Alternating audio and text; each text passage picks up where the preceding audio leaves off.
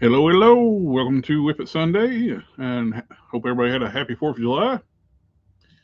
And looks like I'm going to be running solo. Our friend Commandant, he is without power. And I spoke to him earlier today. It's like been over 20 hours when you talked to him then. So hopefully he can get power restored, especially in this heat wave. Our friend Custom Cannon got hitched yesterday, so he's leaving up for a honeymoon.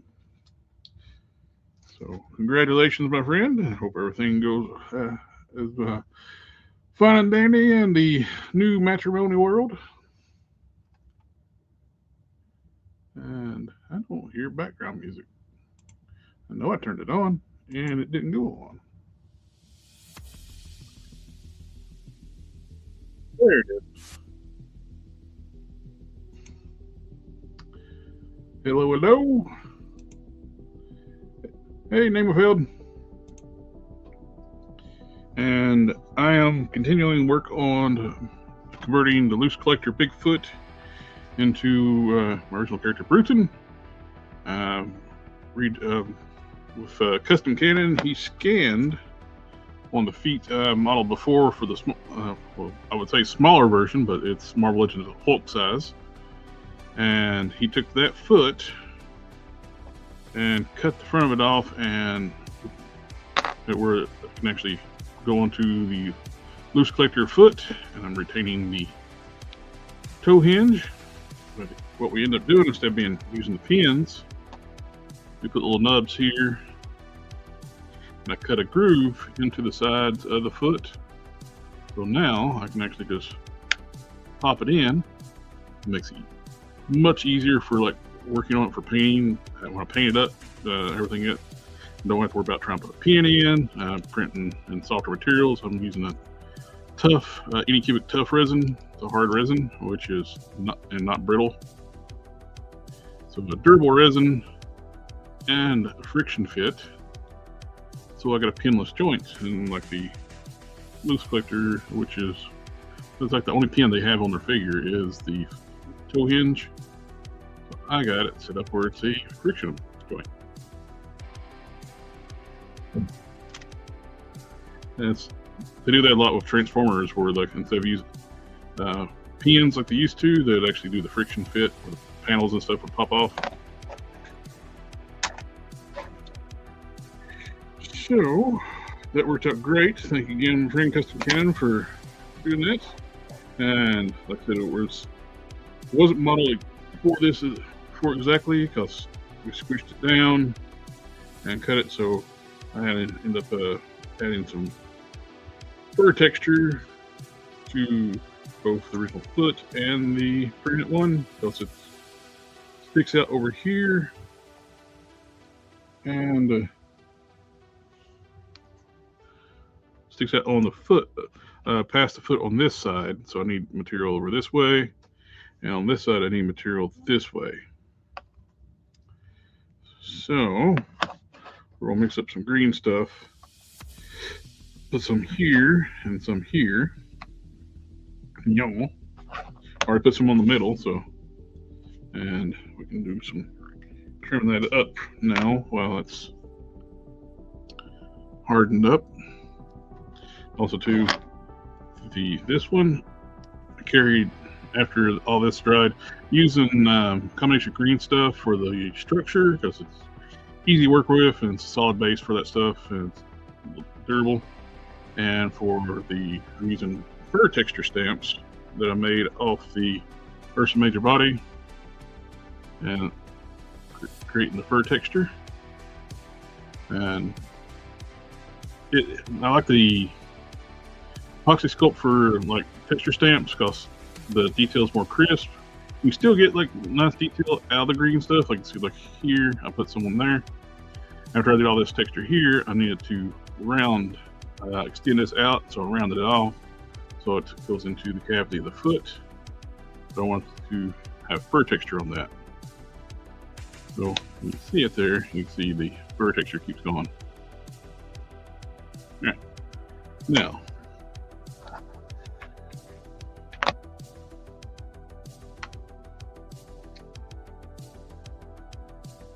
Yeah, hopefully Don gets his power back soon. Hey, Ryan. Glad you're here. And I got a few other projects I'm working on. I'm working on Surprise, another Prime, but I'm changing up the recipe. I have a editor working on my comic book I've been working on writing, and he's a professional editor, and instead of payment, he wants a Prime. So I'm making a new Prime, but I said I want to change the recipe up, try some different things. So I got a OG Strong Guy bath for cheap off eBay. One of the big things with making Prime is tapering down those legs. And it takes a lot of work to get those tapered just right, because I want the smaller ankle. And the Warpath feet worked out perfect. And I did have to clearance out some of the. I cracked the torso on the Strong Guy, lower torso, enough where I can pull out the hip joint. What was cool, I didn't expect this. It's the same joint. It's the same T-bar joint. So that made things really easy. It fits right into the slot or the factory slot, and boom. Now I did clearance the waist piece. It popped in there tight. There's the butt. Now, I didn't realize too how easy it is to crack a Caliban waist.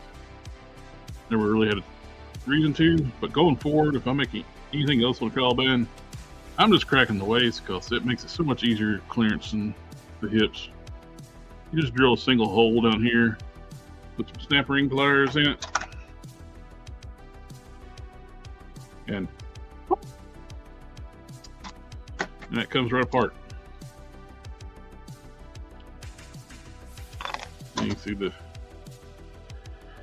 post on the torso here, and plus this is going to make things so much easier. Well, like I said, for clearancing and sculpting the lower armor, like for Prime. As always, trying to keep a clean seam between the torso and the waist piece. It's going to make things so much easier. It's like, why didn't I do this before? Now, the only thing I've done to the legs on this one side, I did take down, so it sticks up a little bit higher over here. Ground some of that off. To round it off, well, for extra clearance, I'm going to do it this side. So I'm going to do this, jets it over here. I want to ground that off. And basically all this through here. Take a few millimeters off that.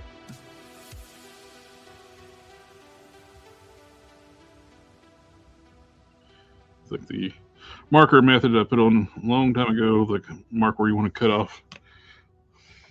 So you keep track of where you're dremeling. What I'm going to do though first is the green stuff, because I do not want to get Dremel dust, plastic dust all over the workstation while I'm working on the green stuff. Also need to about to finish up this thing. Repaint. I just did a wash on one of these nacelle. I forget what this line is called. I still got to put some kikis in that joint. It's like boop, boop. Need to put a wash on the hands. I need to dig out the alternate hand too. I've tightened up most of the joints, but that one is kind of plain, so the wash helps a lot. Thank you very much, Laura.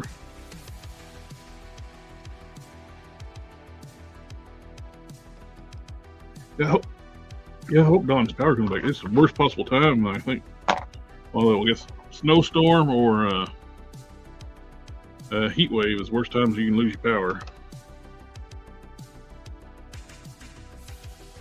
Green stuff.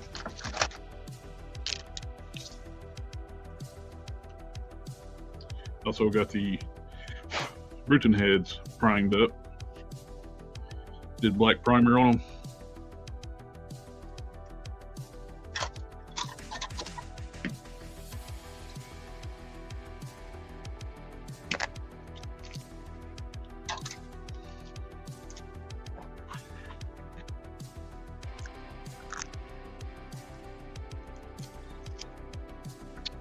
We did learn something about 3D scanning spray. I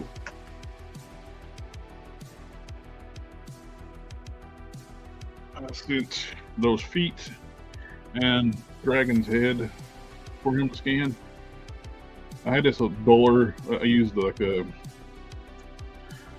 UV cut dull coat, which is a lot duller than standard matte, and the spray that's supposed to dissipate the 3D spraying did not. So I had to do some little fixes for it. Luckily, I got most of it off, and then I just cleared it with my Duplicolor automotive paint, and all the the 3D spray stuff just dissolved away with that's heavy duty paint. Then hit with a regular Mr. Hobby matte instead of the UV matte, which matches the rest of the body better. The head was a little too dull for my taste. I didn't realize the UV matte was a lot duller than the regular matte. Yeah.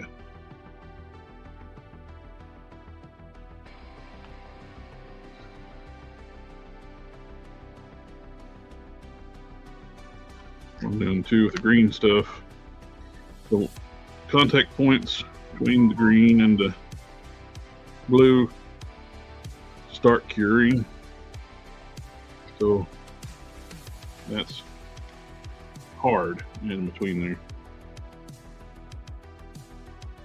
That robot, I got that at Walmart. That's buying the sell toys. Let me grab it back here. It's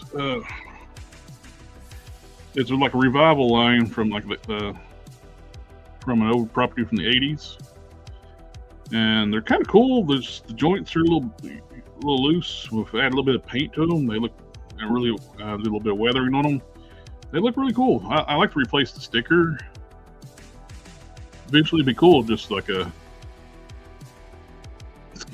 like a 3D print and make this actually raised up detail. Oh, well, got that here. I'm gonna put some kikis in that joint.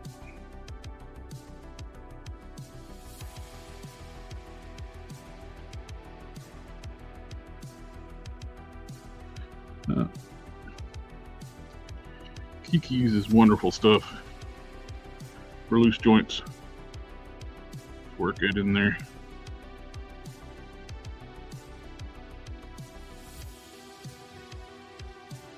Just got dry. It's a dry or not. Up here.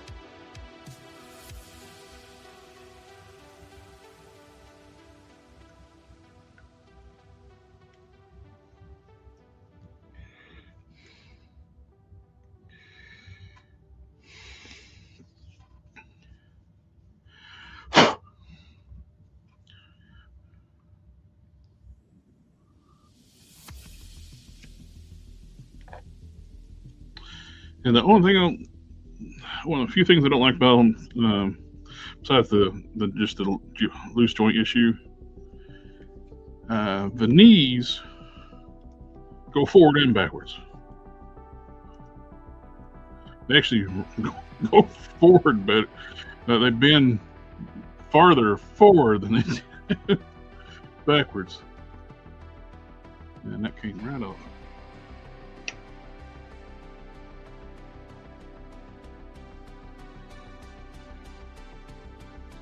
But yeah, they got some cool mechanical detailing on them.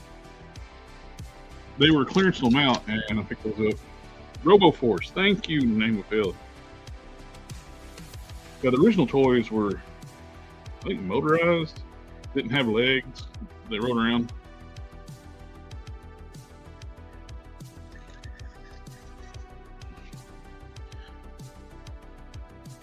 I've actually moved my Kikis to another bottle because the original bottle had a similar like needle pin, like we're getting in where you put the solution into the tight joints.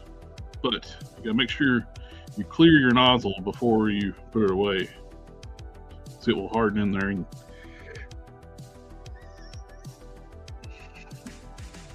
you won't be able to get back out. You can buy replacement, these little needle bottles like this off Amazon.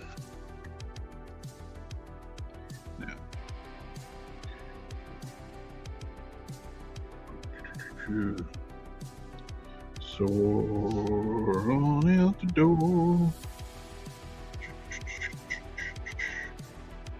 RoboForce.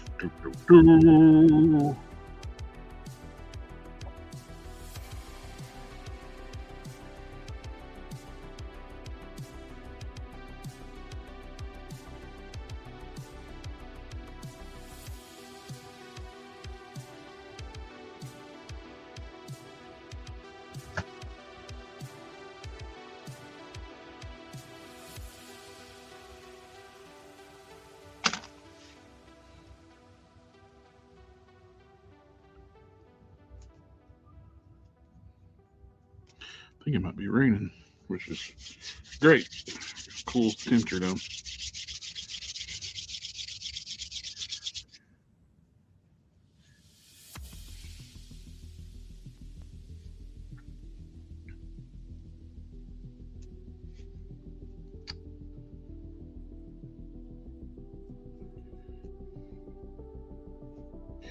I've heard, Ryan, I've been hearing that the Beast Kingdom figures have been showing up at Walmart. That's cool.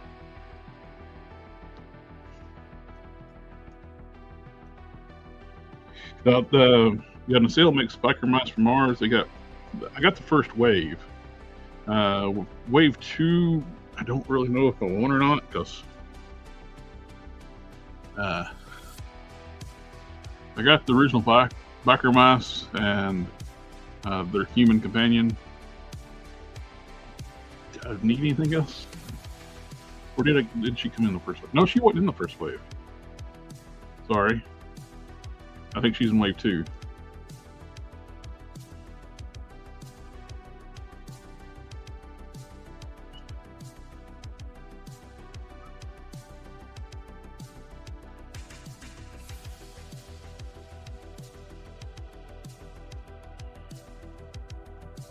The green stuff is super, super sticky.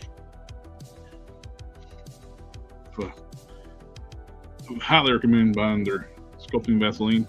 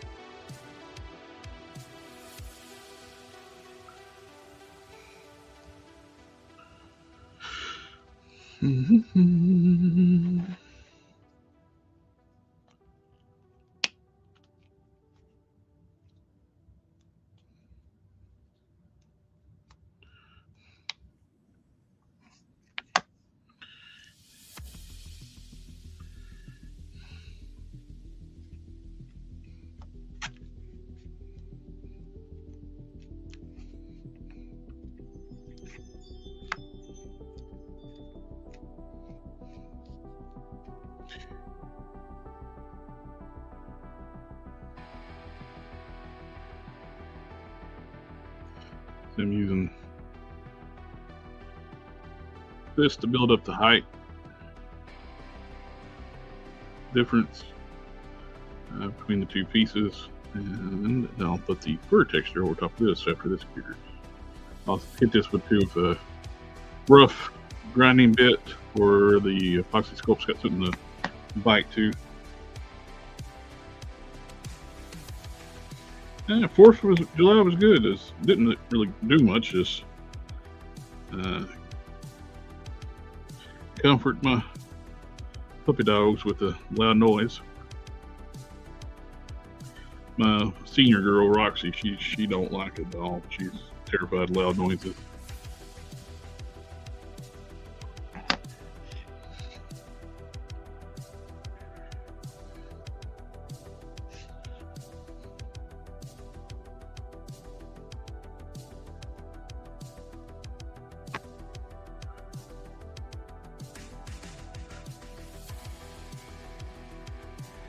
And she was just a hunting breed, so she's been a terrible hunting dog, which I'm glad I got her.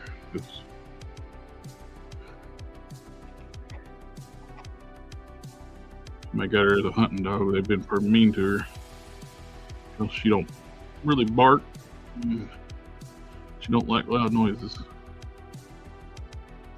I had her, she's 12 now, but she was a year old for the first time I heard her bark.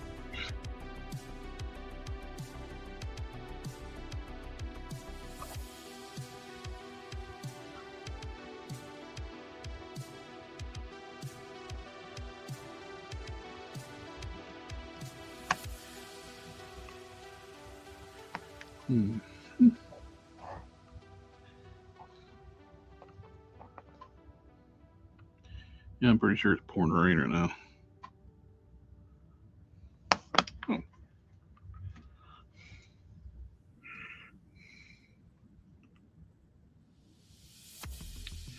I have an app I can actually check.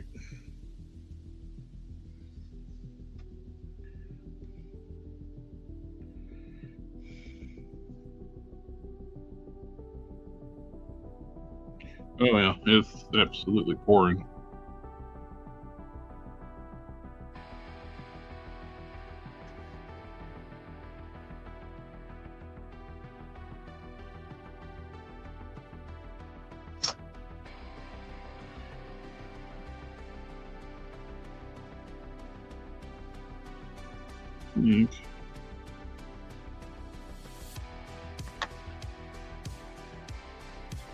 That will be fine. So this don't have to be perfect because this is just the base that I'll be sculpting over top of.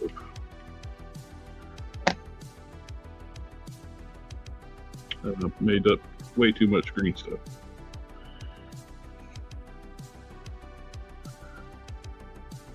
Oh, what to do with this?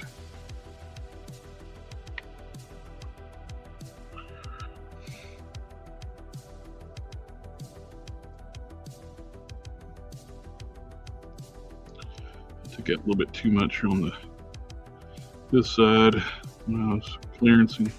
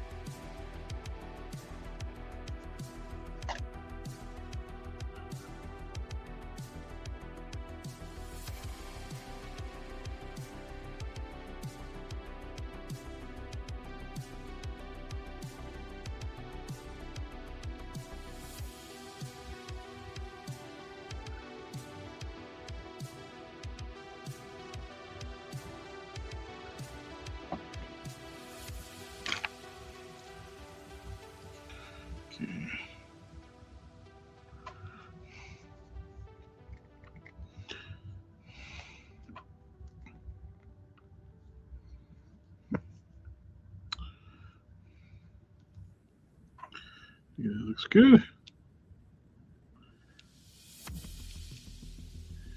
That's a good question about customizing and painting plastic. Yes, sir. Always glad to help out with questions if I can.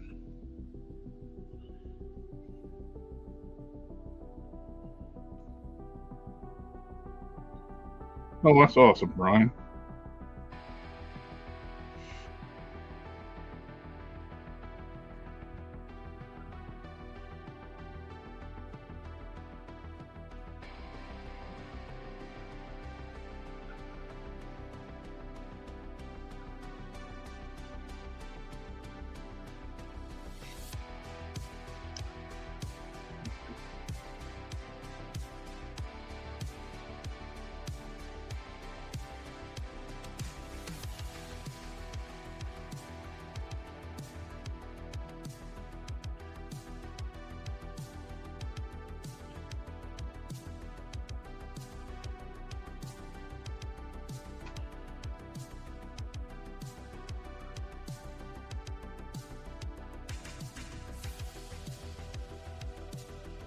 Looks good.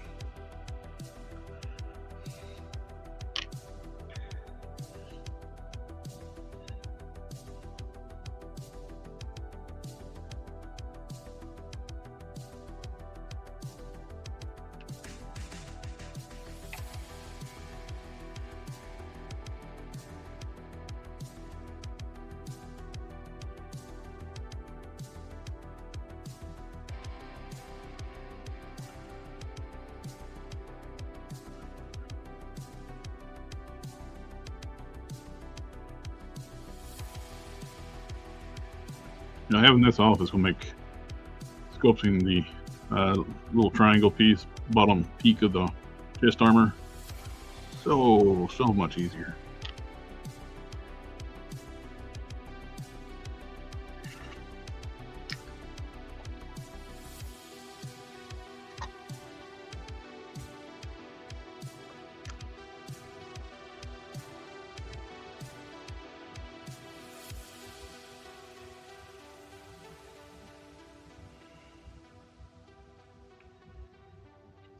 Are you familiar with the Fantastic Car from the Fantastic Four movie? So when you use it to customize my copy, what paint would you use on that type of plastic? Is it the which version is it? Is it the popcorn bucket one, or is it the actual one that for like a Hasbro version, or which movie of the Fantastic Car? No.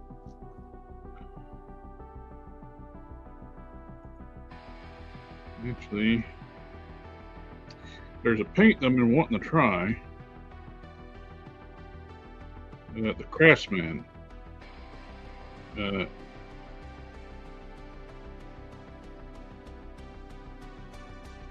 He uses it, and it is. Why do I choose Final Wonder toy paint?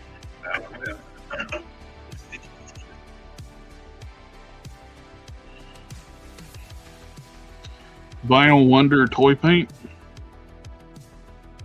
and it really bonds well to plastic, and flexible plastic at that.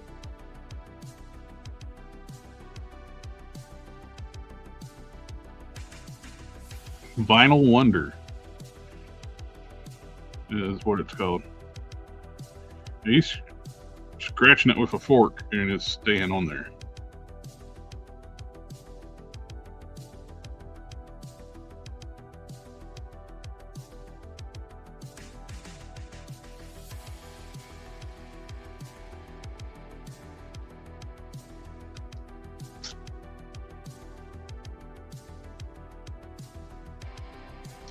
It's actually the Hasbro version for the toy for the 3.57 inch from the newest movie.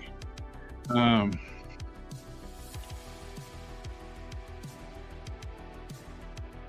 that's awesome, Ryan. That'd be great. It's for the 3.75 inch figures from the newest movie. If you can't get a hold of that, with that kind of thing, you can about use about any kind of model car paint or something like that. big thing is sanding, prepping. What you're going to do is anything that's hinged, you need to sand for clearance. You don't want to put it on that kind of plastic too. You don't want to paint just on the bare plastic. For most part, you want to scuff it. Get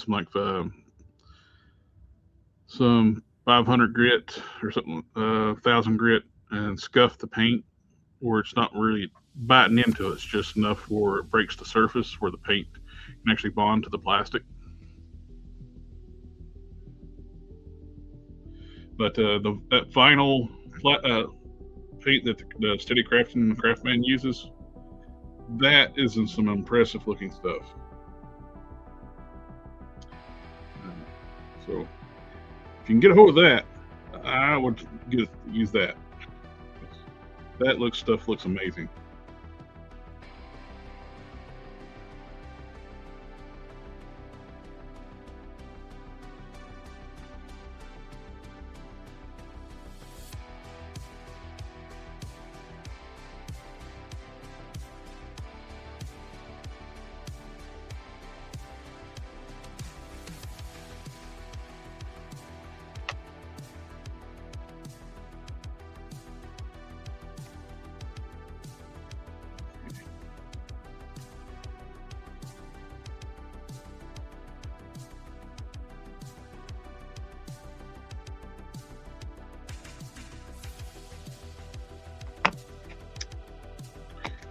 I don't think it's going to need as much filler as the other one did.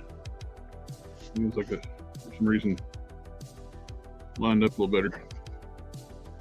So now just let that cure, rough it up with my grounding bit, and apply some epoxy. With the epoxy sculpt too, you gotta let that, after you mix it up, let it sit for about 30 minutes, or it's just too mushy. You gotta let it start to kind of harden up a little bit before it's usable. Set this to the side. Oh, what to do? Oh.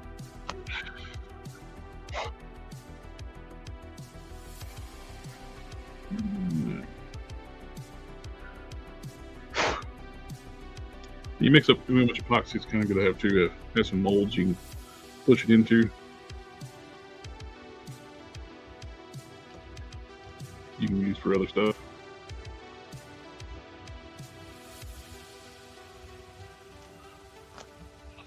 So I hate wasting epoxy, and I'm terrible judging how much I need, so I always have too much epoxy.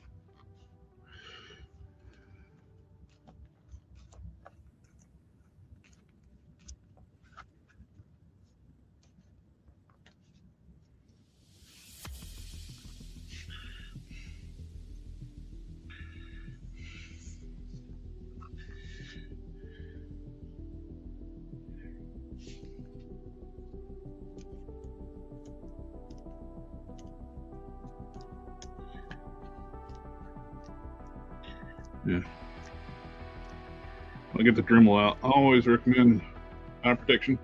It's in a Graylin Slayer. Which I'm getting old, so I need reading glasses when I do this stuff now. So it's kind of built-in safety glasses. So, grind on the hip. The hip. The hip. Hop. Hip, hip, hip, hop.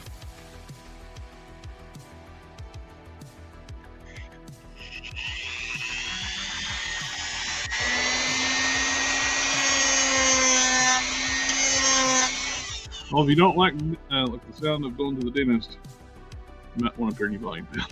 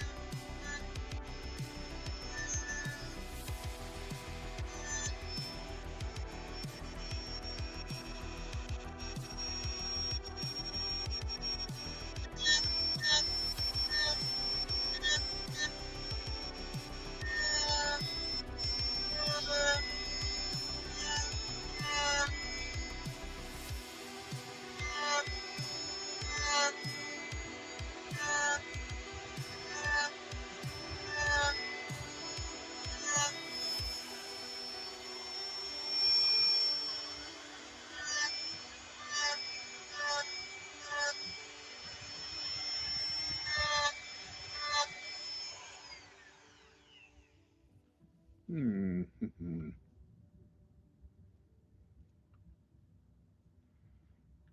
think some more.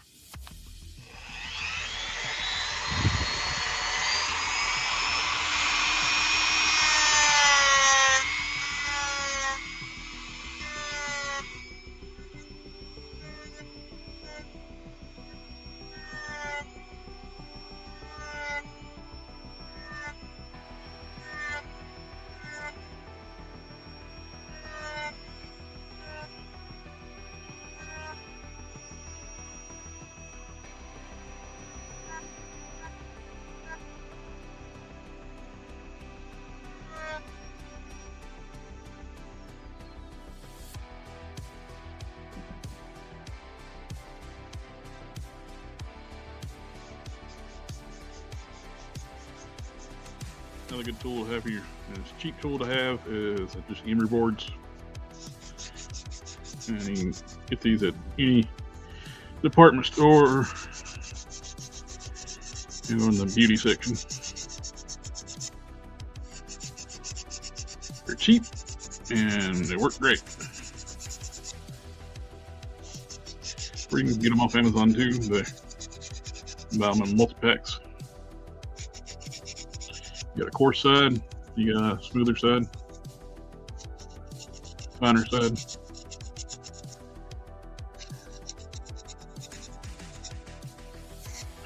Contrary to beliefs, I do a lot of prep work.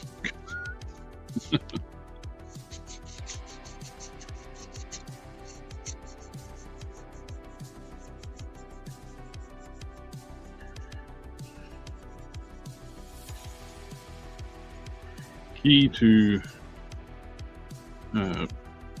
really nice finishes and longevity of your customs is prep work.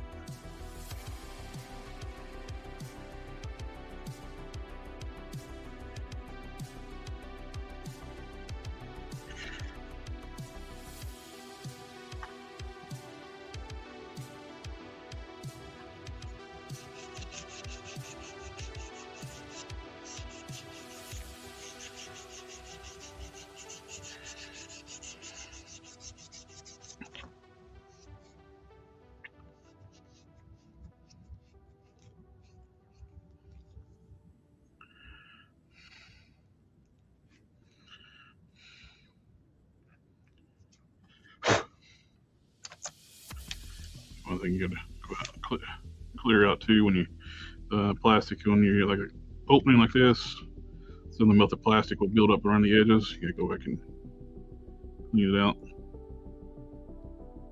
One of the things too to make this work, these legs work with the Caliban torso waist piece, I did open these up a little bit. I was getting like an ace. It's kind of like an ace dance. So I lengthened the groove opening to go down farther. So now it can come down.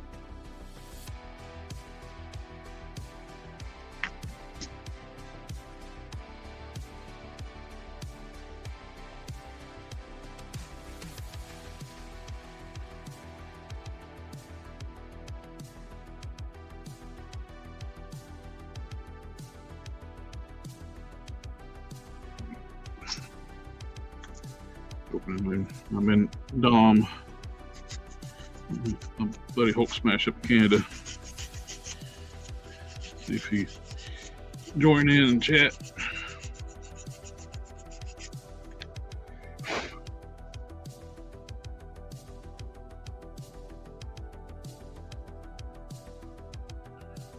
Okay. Now it looks even.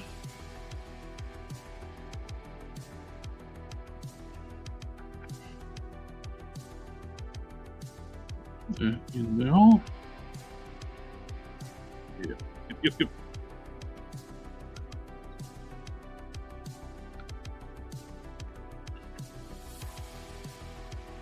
That gives me the extra clearance. I took up the waist piece up, and I still need a little extra clearance. That's why I was rounding off the top of the hips some.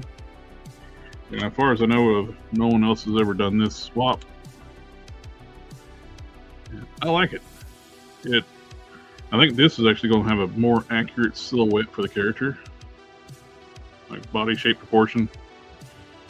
It makes them just a tad bit shorter than my previous ones, but I think it's actually more accurate.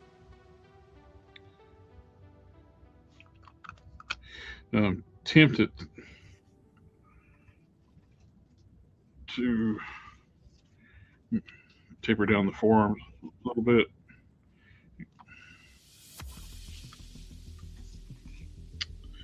But he said he's cool if I leave them big too, though. So I like this a lot.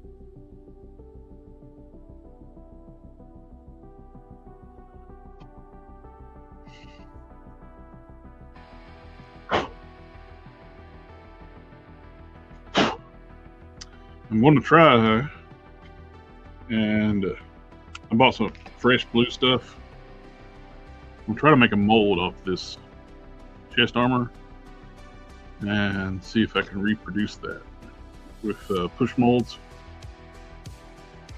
It keeps make it a lot easier to show about that. If I can make a push mold off this armor, that would be tremendous. About like trying to work on and hand sculpt everything. I've already hand sculpted it multiple times. It'd be nice to be able to just. First, what I would need to do is make the mold. Hopefully, it don't hurt the paint. Then put the epoxy in the mold and press it against the body. I just drop the legs on the floor, because you're not customizing if you don't drop stuff on the floor.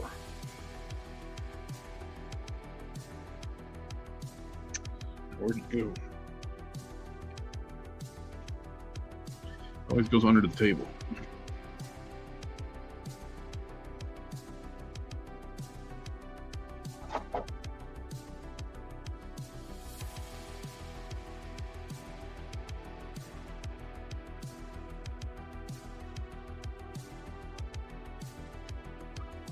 You do lose a little bit of height with the Caliban legs. Like I said, with the Prime, it actually works out being. Let's see. Grab this. And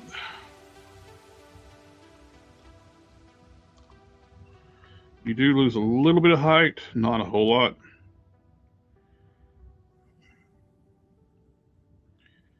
I'm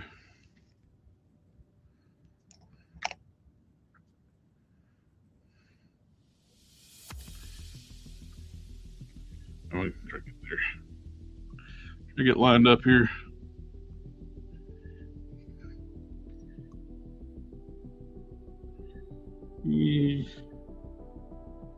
About the height of the foot is about what you lose.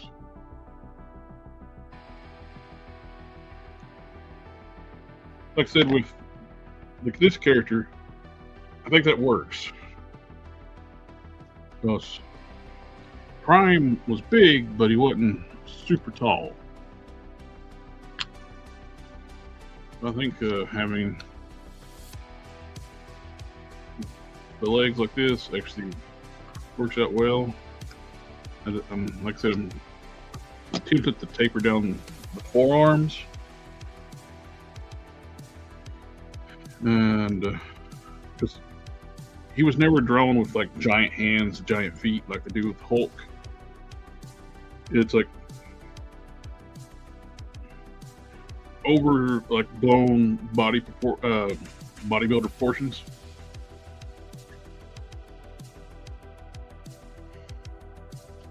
You have some mini toys figures. I think be a great base for RT up front.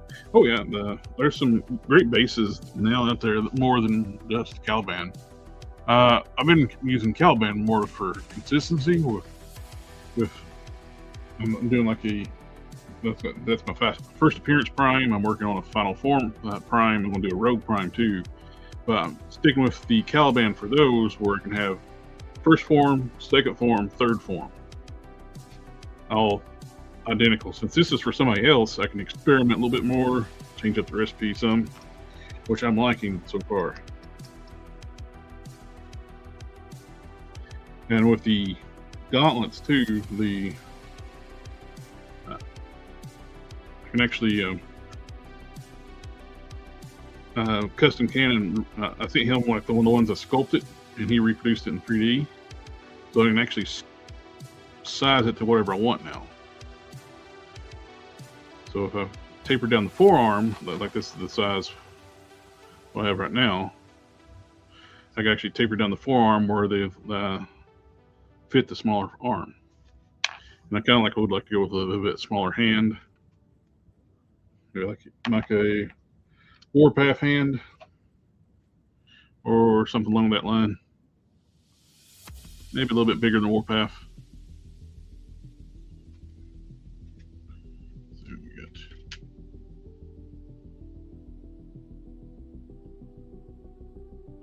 So when you work out, your hands don't grow.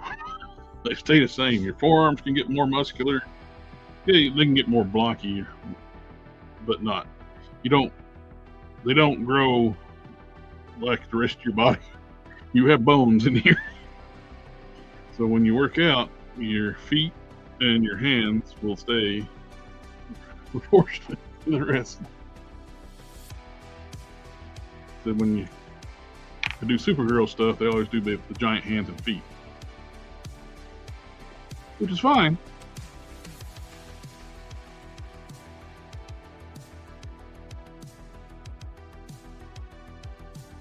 Now you're trying to put a Caliban body, a butterfly articulation based on the McFarlane style. Is not a real butterfly joint, but can be major mobility to the arms. But I toyed with the idea of using the Scar Son of Hulk, because it uses a lot of Caliban stuff, but it's got a new upper torso, new arms, which has butterfly joints. So that's an option too. Excuse me.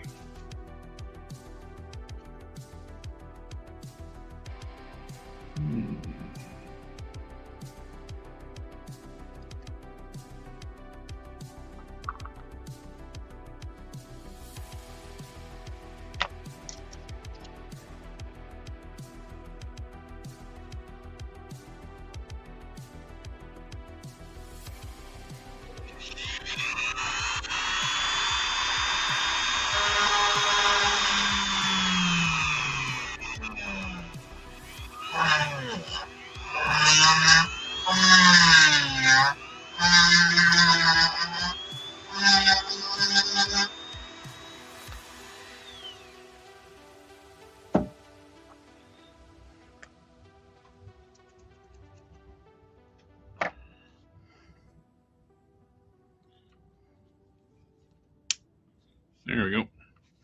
There's how you crack a hip. Not the bad way, but just slowly with my snap ring plier. Boom.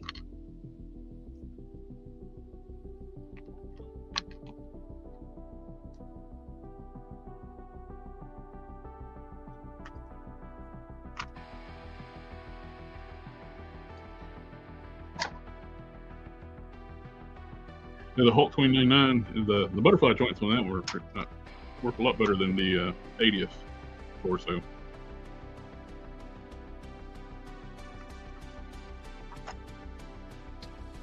Let's see what we want to do next.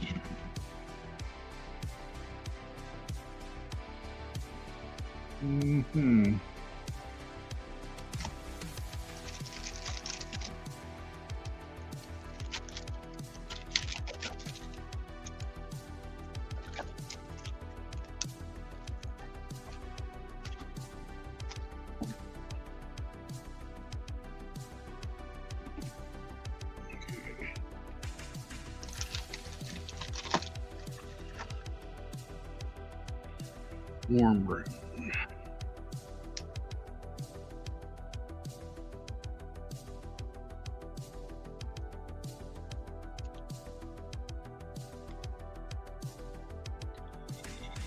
That could work.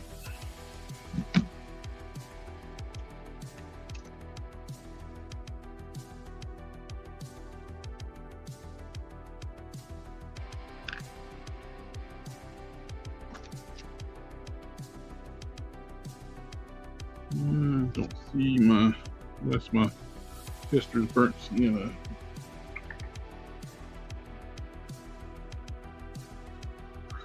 Well, it's probably in front of me. I can't see it. But I don't have any more of that, so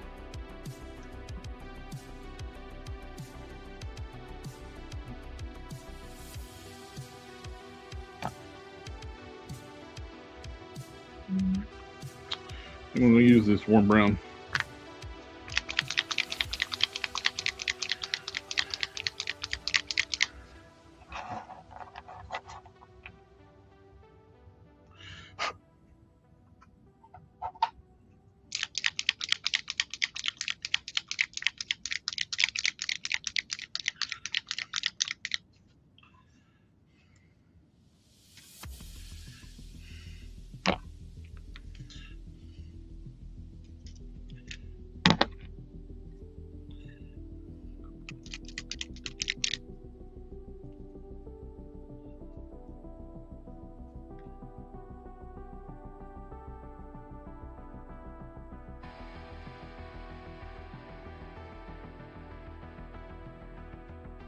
I kind of do a black wash on my 2019 Beast figure. He has some QC issues with the black paint on his arms being too light.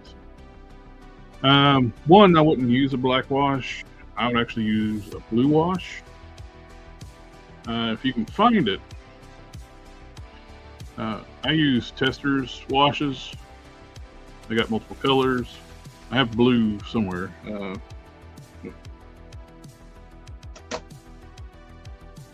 It's green. This is blue. They got a blue wash. Black. Their black wash is kind of like a brownish gray. There's a green wash. I got like a mahogany wash, barn red wash, yellow wash. All made by Testers. They're harder to find now. You can find them on eBay. Usually, like the guys. Or the guy been selling the black wash, you can buy like a case 20 for a pretty decent price. But like with the robot that showed earlier, I used the mahogany wash on the gold. So it's got a bronzy look to it. I used part of the hand, but I haven't done the whole hands yet.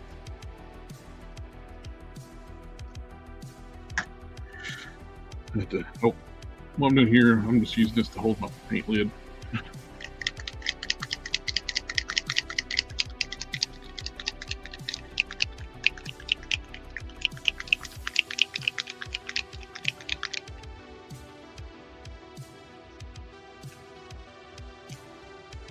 Well, that's what I like about the Testers washes too. If you don't like it, until you seal it, you can get it off.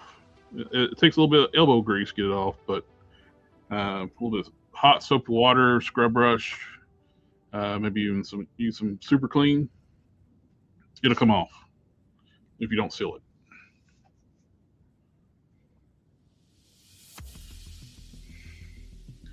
These Pro acryls cover so good.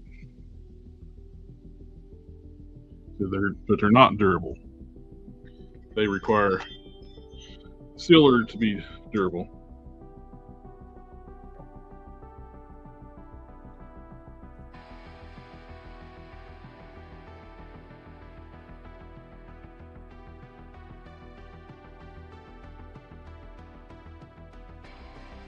I'm just using an old worn out brush to do like not a super heavy coat. I actually don't have a lot of meat on the brush. It's just this stuff covers so well. Plus I primed it in black too.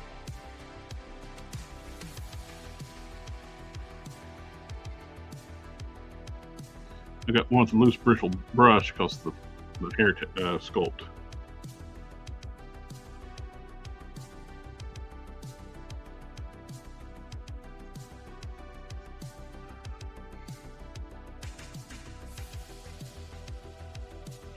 You don't want in there.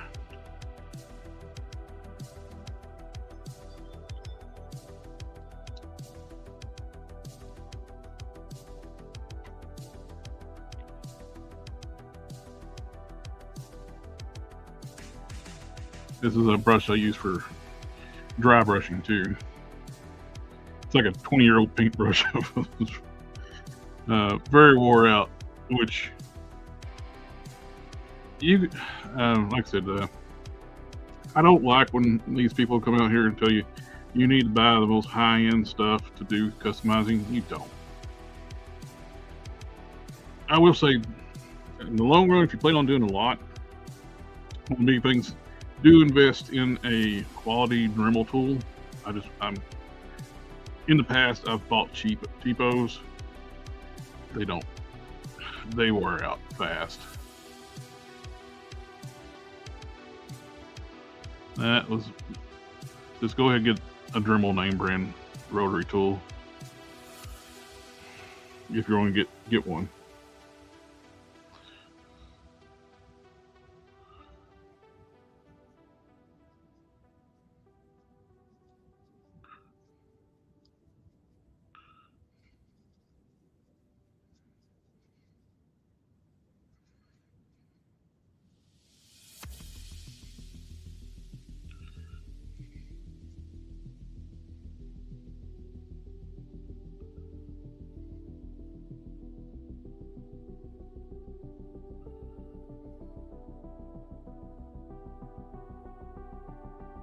Does testers have a blue wash? They do, but tester stuff has gotten hard to find. Rust-Oleum bought testers a few years back and killed their Model Master brand. Well, the acrylic side. You can still get Model Master enamels, but you can't buy acrylics anymore. You can get acrylics in the small bottles in their paint sets. And other than that, you can't really get testers acrylics anymore.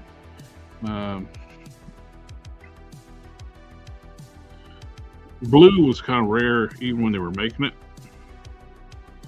So my friend Gobi Customs, his Michaels at the time, I think he had they had blue. The one here had every color except for blue. And when they were clearancing them out, I basically bought all they had. So I'm stocked up for a good while on testers washes. I'm starting to get low on black. I use it more than anything. And I found that dude on eBay, and the more you buy, he gives you discounts. So, and he gives you like sets, amounts you can buy. So I bought 20 something.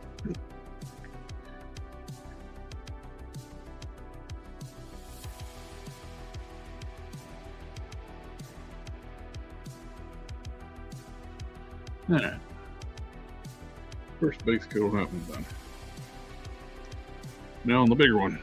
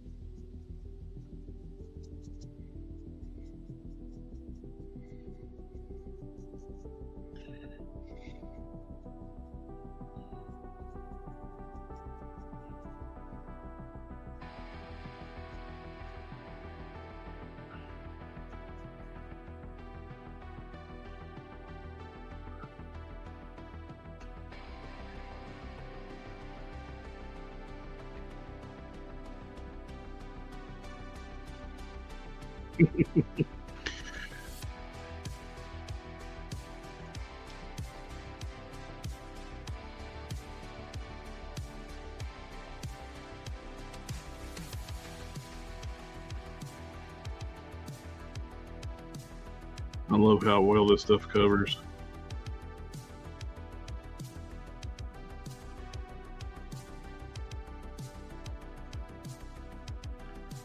It looks pretty close to like Tester's burnt sienna. It's actually showing up more reddish on the camera than it actually is in person.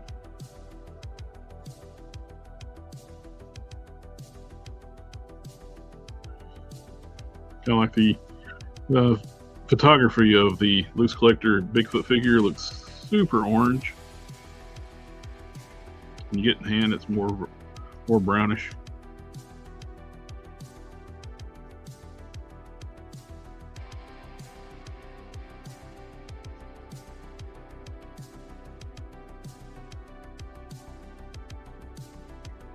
Hang it up.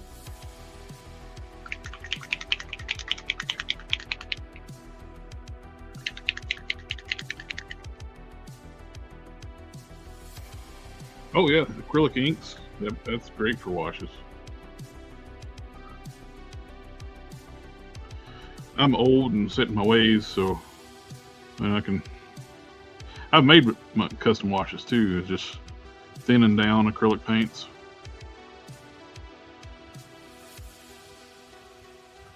Basically, you just thin it down with water. You just play with the consistency until it's a wash. Yeah, so, actual washes have a little bit of a solvent to them.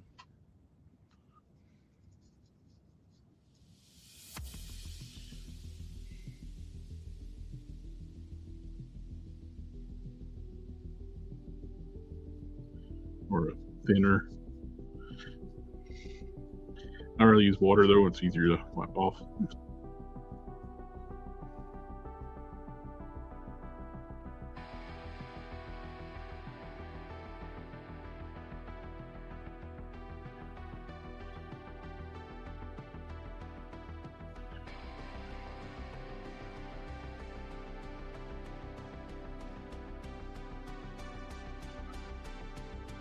That's dry and nice.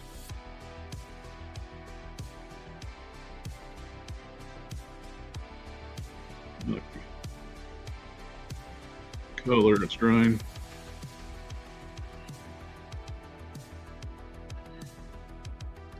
I found pretty good replacements like this is a really good replacement for the Tester's burnt sienna.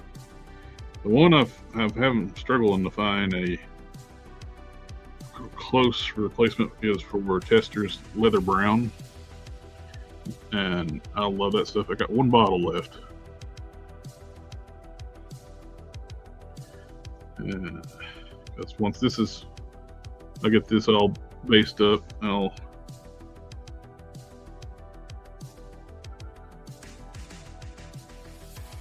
do a wash to it.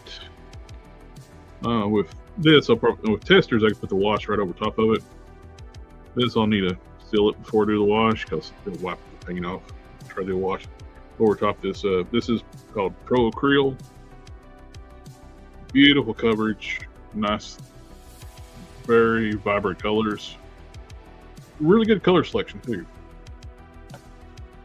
From Monument Hobbies. Like I said, the coverage is just fantastic. So it takes longer for them to truly dry, though. Testers, that stuff would. Testers, Model Masters acrylics were just the best. Plain and simple. Bottles sucked, but the paint was awesome. I'll say the way the bottles are where it sucked because if you don't use them very often, you'll get the lids get stuck on there, and you have to use it either a blow dryer or hot water over top the lid to get the lids off. I've actually shattered a bottle trying to get the lid off.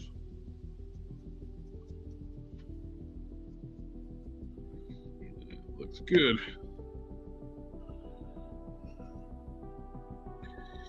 I like it.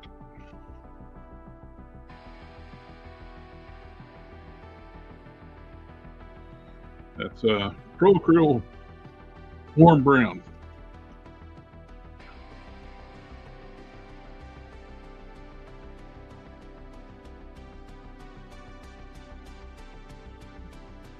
After it dries, do another coat, fill in the spots of mist. Area around the eye up there.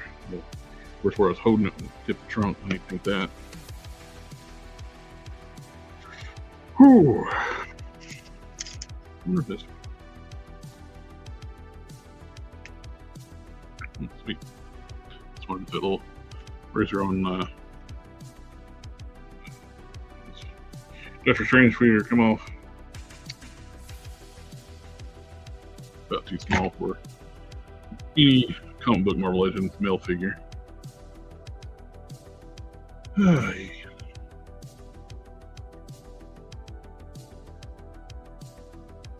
But you.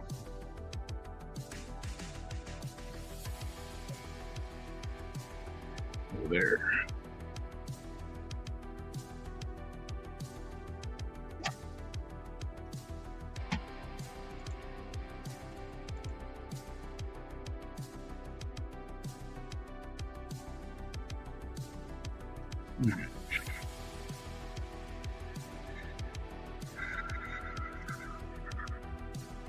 I'm going to stick with mahogany wash.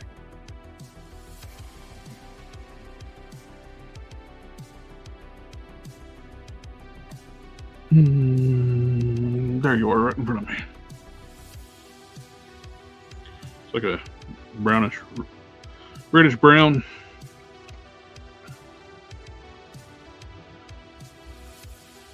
And one thing I love about like Tester's washes, super simple to use.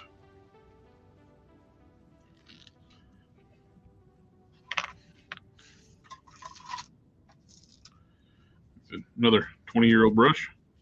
It's flared out, so no good for detail painting, but great for washes and dry brushing. This, you get some on my brush. Apply it generously.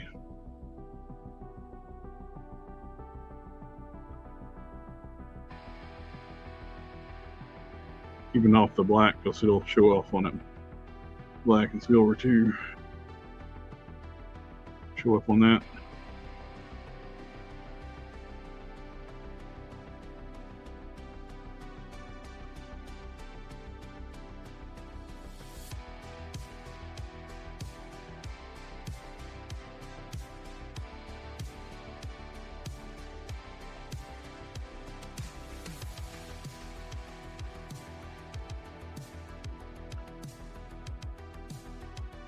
So if you don't like, until you seal this stuff, if you don't like it, drop it. You can, like I said, hot soapy water, or if you got super clean, drop it in super clean for a couple minutes. That stuff just melt right off. But you don't want to leave it in too long with super clean. Super clean can, if you leave it in way too long, it can dye the plastic.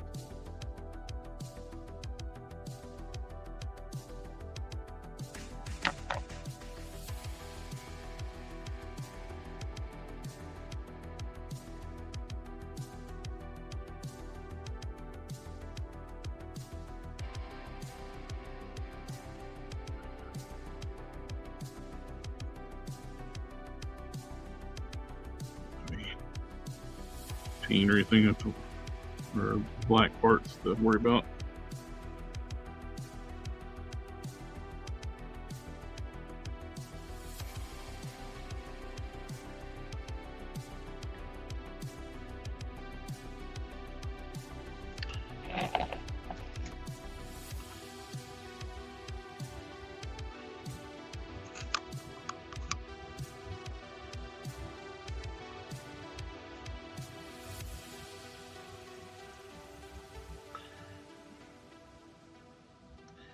And depending on how much wash you want on here, you can do multiple coats after it dries. Also, too, how long you leave it on before you wipe it off. I've seen some people talk about like letting it dry, then like take a thinner to remove it. It's like that I don't get, because just wipe it off when it's wet. It's a lot easier that way.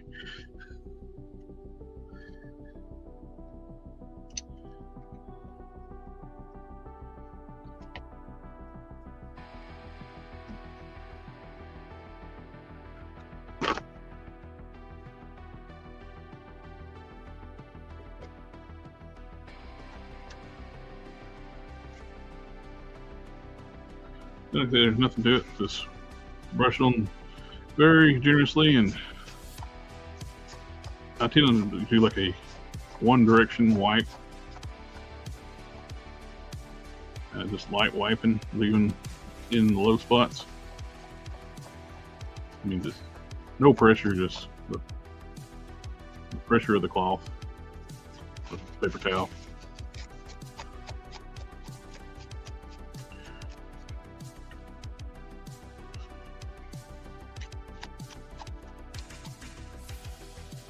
That's it. Let's put the wash on.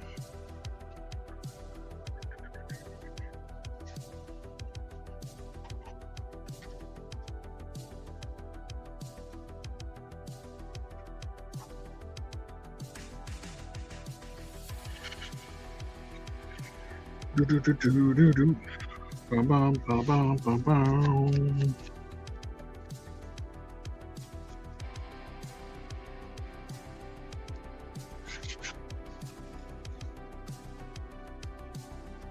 Yeah. Sometimes it can't go one direction because the angle of the stuff. But most of the time.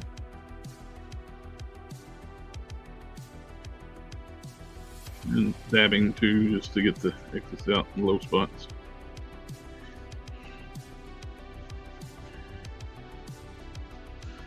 There we go.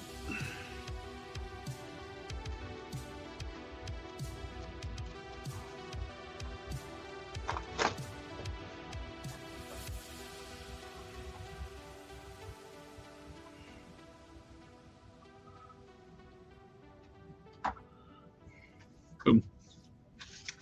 Those are done. Just have to let them dry. I'm not going to seal the robot because, like I said, I may later on see if I can find some kind of tech detail to put in that chest piece instead of the decal. I could. I don't have it on that one.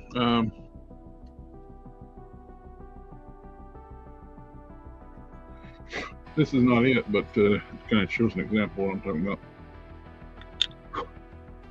On Cults 3D, I found like a tech wall. I actually used it for like pieces on a figure, scaled it down,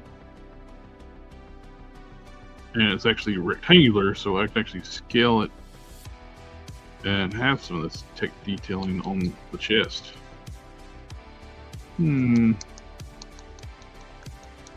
That could work.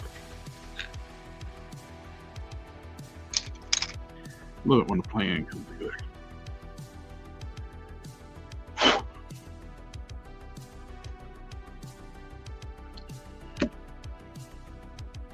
I get spurts of inspiration and just think about everything.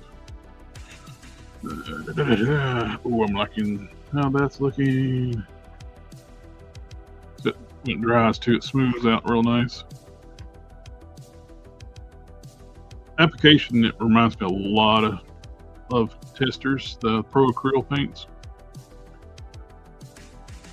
It just takes longer to dry and not as durable.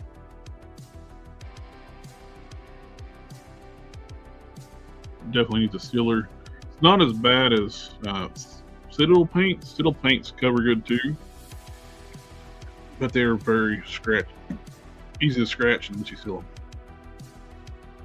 They're close, but I think Pro Curl's got an edge on it. What to do? What to do? What to do? All right, let's. Oh no, his butt fell off.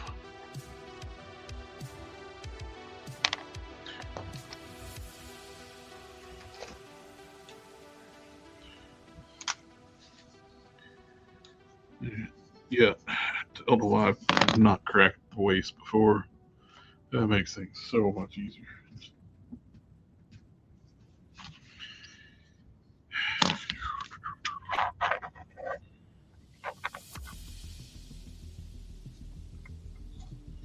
Start fitting these heads to the body.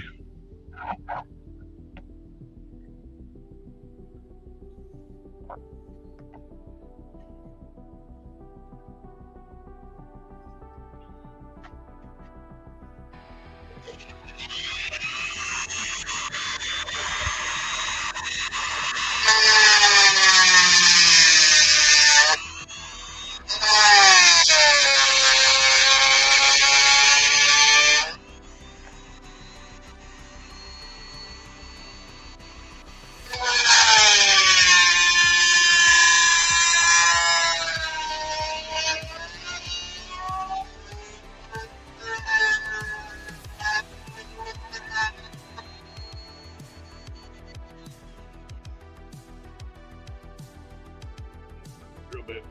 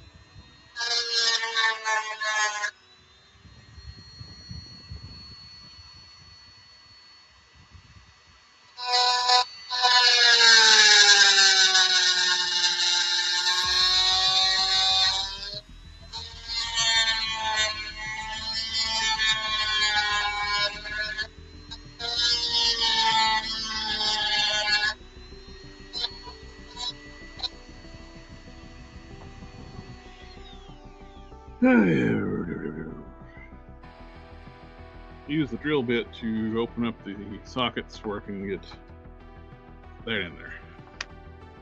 I'll make quick work of opening up the sockets.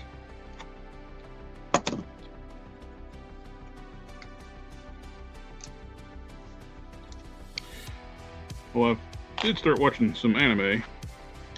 New anime. Some of that stuff I've been meaning to watch for a while. I watched Kaiju number 8. I liked it. So far, I've watched both seasons. Then I got impatient and read the start reading the manga where the anime ends stops. They are doing a season 3, but I like it. It's the anime where the protagonist he's a bit goofy, but he's an adult. And it's in his transformed state, he is really powerful, but he's not the most powerful thing, and so he's not an overpowered main character, where in his human form he's a klutz. So I was so burnt out on the people copying the One Punch Man trope.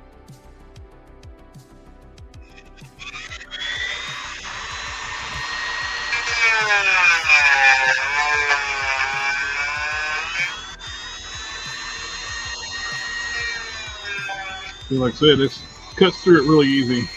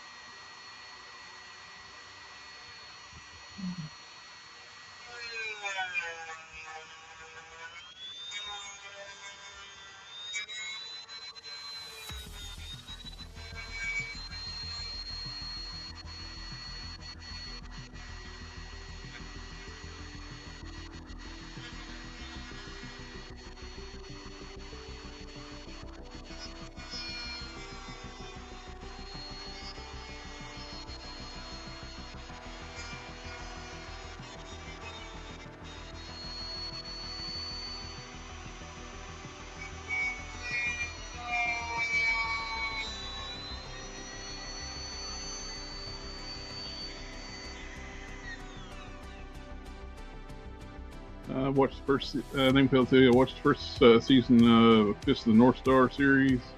It's pretty good. Is the new one or the classic?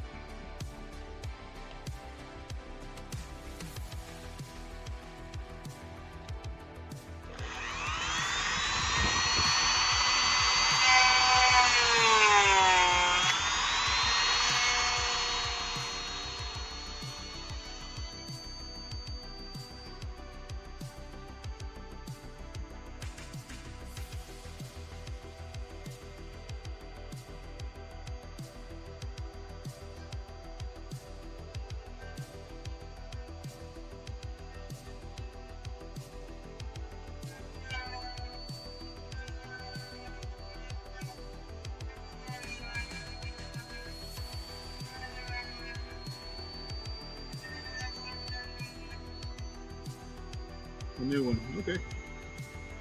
Let's give it a shot.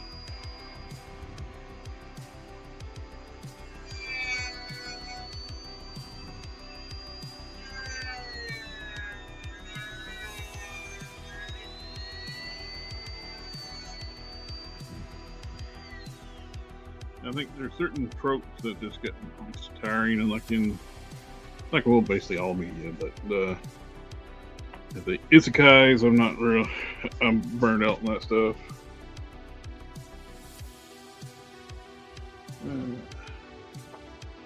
Darn it, I moved my trash can.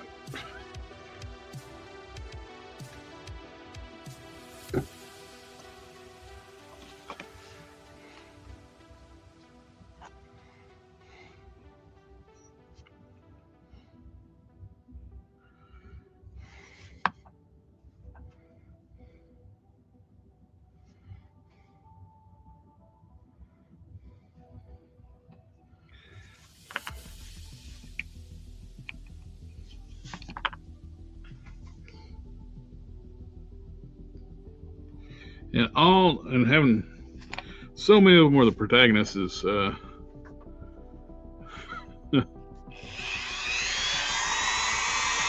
children.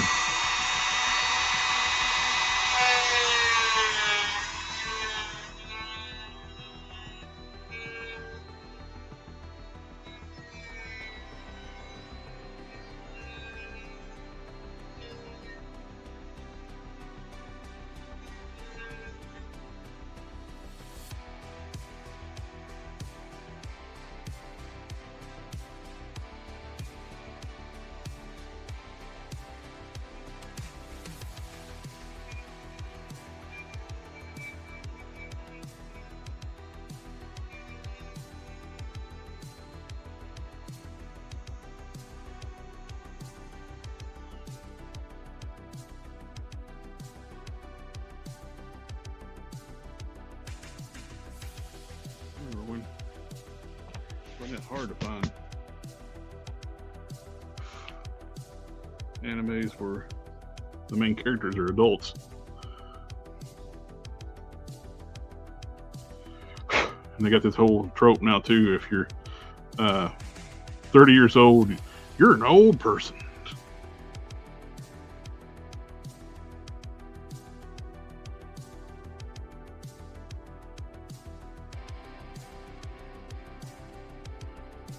That's good.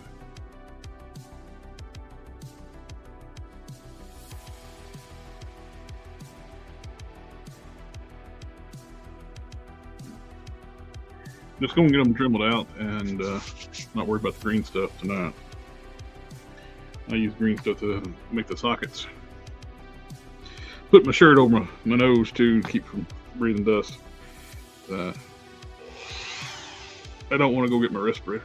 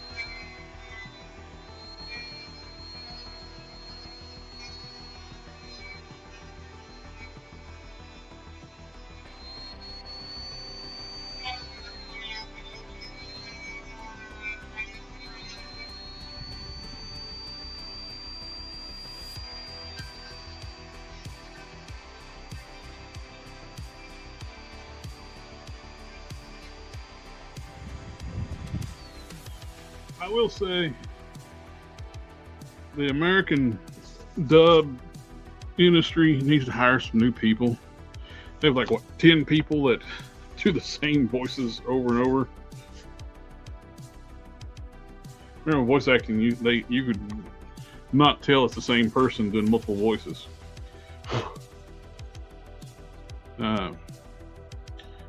Like in the 90s, Beast Wars. The dude that did like Dinobot's voice also did Rat Trap, and they sound totally different. Mel Blanc, Man of 1,000 Voices. It's just come up with some new stuff. I mean, at least put some effort into it, and or get some new voice talent.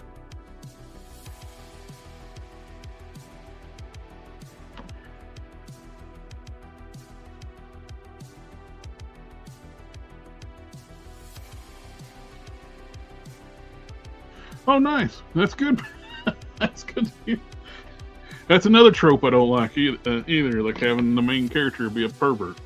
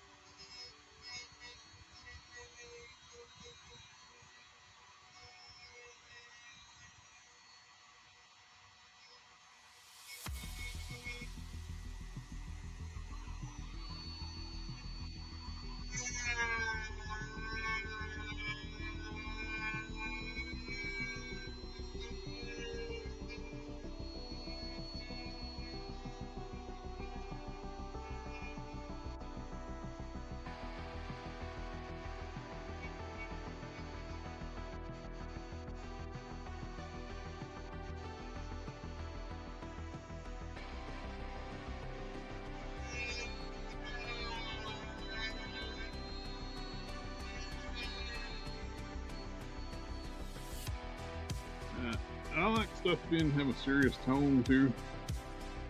voice actors used to work more. Yes, the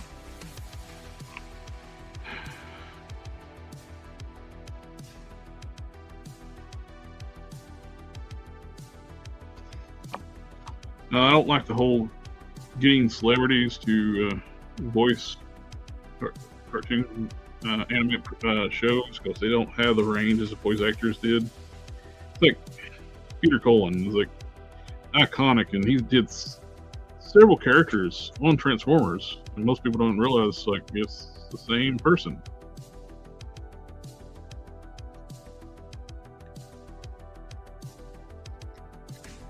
Like his Ironhide and Optimus don't sound anything alike. They had more range.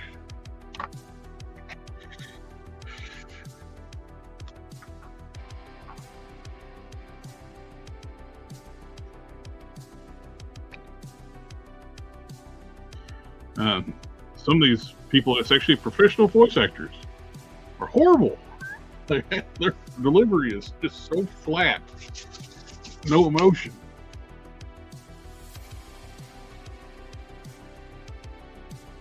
Oh yeah, he's phenomenal.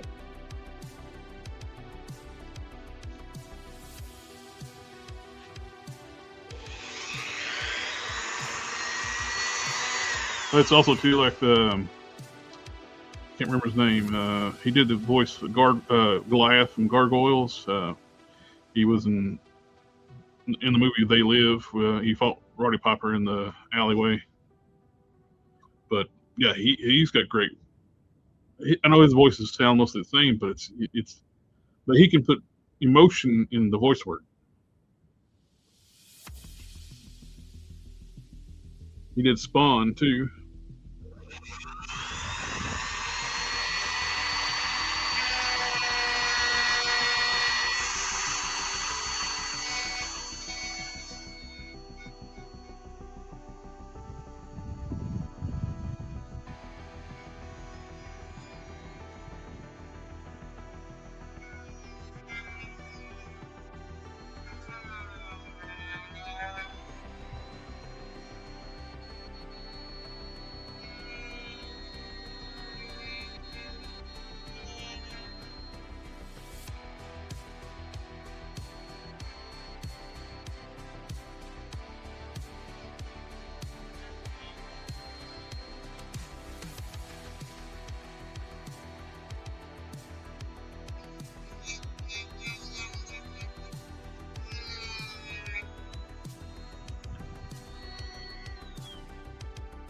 Keith David, yes. That's it. Thank you so much.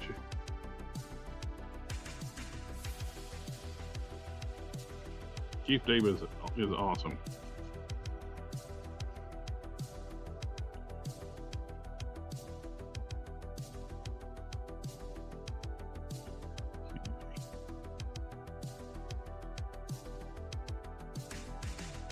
That's good. 2 down, 2 to go. Do the grinning head next.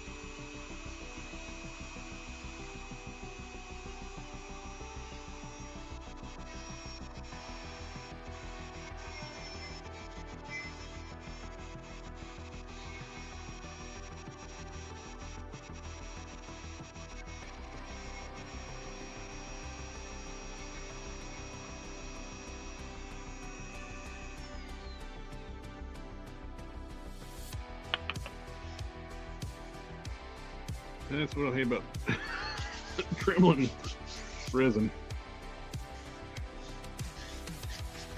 Hey.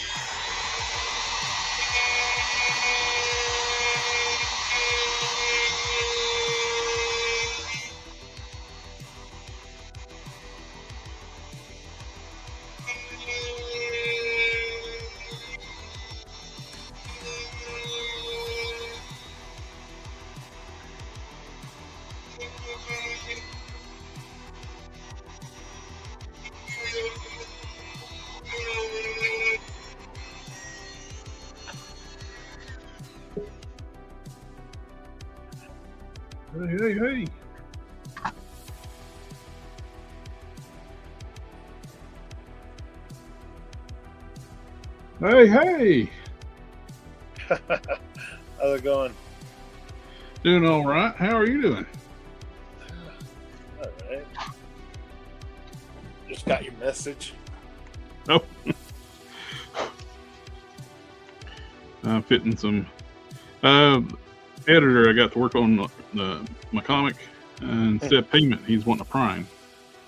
Oh, that's you know what though? That's a great payment, man. Yeah. That's Can't get no better prime than from me. No. Often imitated, never duplicated. And I'm actually trying some since trying up new recipe. Using the small guy legs. Yeah. And I like the silhouette better for the character.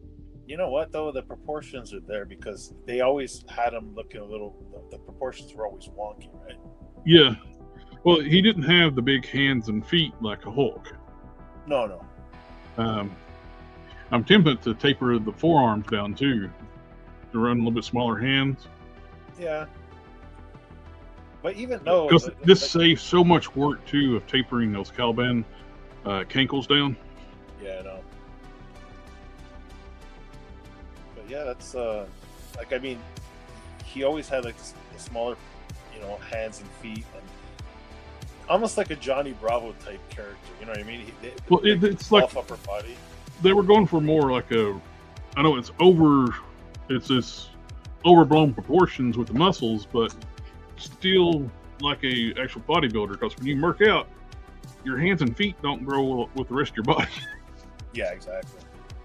You see these big bodybuilders and little bit hands and feet. It's because they have human bodies. Yeah.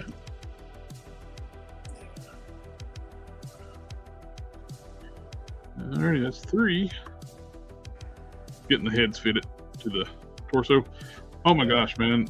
I will never make when I'm working on anything using the Caliban, crack the lower waist. It makes working on it so much easier. Yeah, it was one hole at the bottom, and using I didn't go all the way through. It was just enough where I can get the snap ring pliers in there. Yeah. And pop. I did the same thing with the one of the hips, just for showing an example. I drilled a single hole in the bottom where it connects, where it's out of sight, so nothing gets through on the side. Yeah. Just slowly took the snap ring pliers and it cracked open. Nice. But yeah, I like this a lot, and plus you can get this was the OG strung guy. Yeah. Because forever, he was pricey for a long time until the reissue, and this one leg, it comes with like the Pirate Deadpool, hard to get. Yeah. Yeah. Oh, Phil Lamar. Yes, I was trying to remember his name too. Phil, thank you. He voiced the Green Lantern on Justice League Unlimited. Mm-hmm. He did a lot of voice acting. I remember him from Mad TV. But I think that portion-wise, I think this looks great. Oh yeah. It matches the character better, because these legs weren't available when I made my first one. your OGs they're perfectly fine too. I know what you mean. Oh yeah, though. I'm going to stick with that with my other ones because I'm making like the first appearance, second form, third form, so I want them all to be consistent. But if I was going to start over today, this is the legs I'll be using. Because it's got the big, huge quads, the thigh muscles, and tapered down to like the way legs actually are. And I'll be honest with you. I think Strong Guy was sort of based off of like a Prime type body. Well, I think Strong Guy came first. Did he? Okay. Yeah. Now, one thing I do think is based on Prime is All Might from My Hero Academia. Yeah. They all got like that similar type of build, right? Exaggerated, muscular physiques, whatever, but with like small hands, small feet. Yeah. They all got that cartoony look to them. Oh, I set the torso beside. I'm still working on it. And it makes too like fit and stuff easier too when I don't have the waist to pull with. Oh yeah. I like having just the torso. Now this one's a little more trickier because it's got the open mouth and the back of the head. Canon was been fixing these for me, but I don't have them. He's on his honeymoon right now. He got married yesterday. Oh yeah. Yep. Mr. Don, unfortunately, in this heat wave, does not have power. Oh shit. Yep. Okay. Hopefully you can. Hopefully he doesn't stay out too long. When I talked to him earlier today, he said it was already 20 hours. Oh jeez.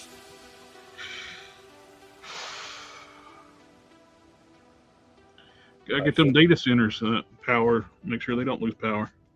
Shut down homes. Yeah. In a case like that, like I don't know if they're going to be able to tell them how long it's gonna take, because usually you call the power company or the hydro and they tell you, we're working on it or whatever, but give you a rough estimate. Because if it's going to be a while, I'd probably go get a motel. That's an air conditioned motel for a night or two. The worst we ever had here was after a really bad storm. It's like the power was out for like a week. Yeah. That's the entire county got hit. That's crazy. Yeah, we had the big blackout. What year was that? It affected almost all of like this area of Canada and just south of us. It affected some places in New York, Buffalo, and stuff like that. So it's like it actually hit. They call it the big blackout of, I forget the year. It was like early 2000s, like 2003 or so, 2004 maybe. Yeah, it was. It lasted a few. Oh, and WS Pops did what you do. It's got me working on a custom Captain America. That's awesome. Hey, Alfredo. Well, a little bit of noise. So you don't like the sound of the dentist. Might want to turn your volume down. Last head to fit.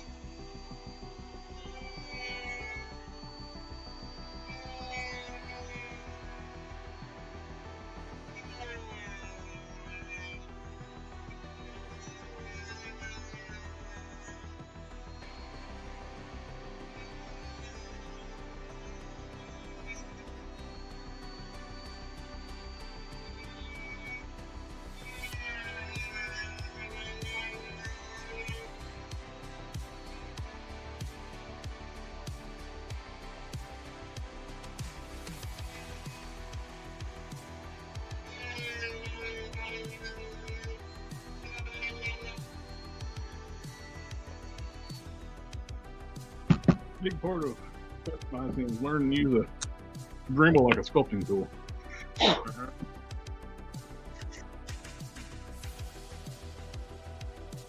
I think that looks pretty good.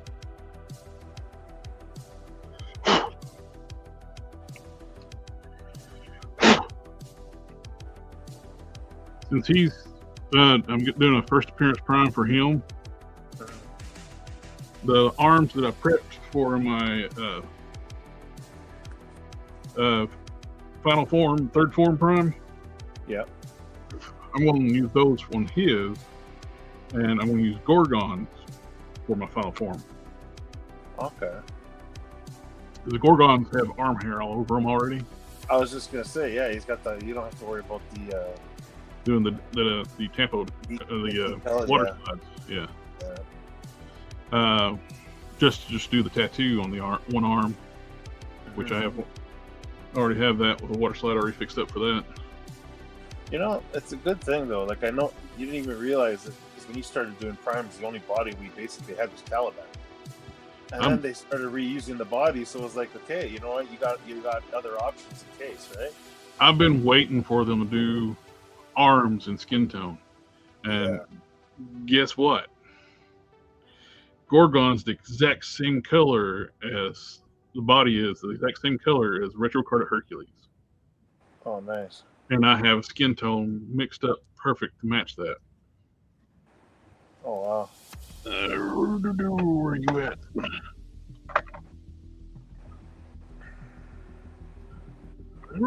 There it is. This matches the Hercules perfectly. Oh, wow. Lucky Hasbro doesn't like changing up skin tone too much. That's rare that works out for you, though, you know? Oh, yeah. It's a lot of times they got a little more too yellow, too pinkish. Mattel's big problem is jaundice looking colors, like yellow. Remember that was it Savage He-Man? That thing was orange. That thing looked sickly, man. Yeah, it looked like he had massive liver damage. Yeah. Not to mention too, it's not what he looked like in the cartoon. I know, he was like hulked out, man. It's like I don't understand why they. Well, you know what it is. They didn't want to retool him, but they did because that's the only. They just could have used the Skillet with some new parts. But what I'm saying is the body on that Savage He-Man is totally different from all the other He-Man figures. The shins don't add up. You know, he was the exact same size as Skillet in the cartoon. Yeah. So why didn't you just use the Skillet? No, they retooled a whole new body just for that, and it didn't even end up working out because it wasn't the size. Exactly.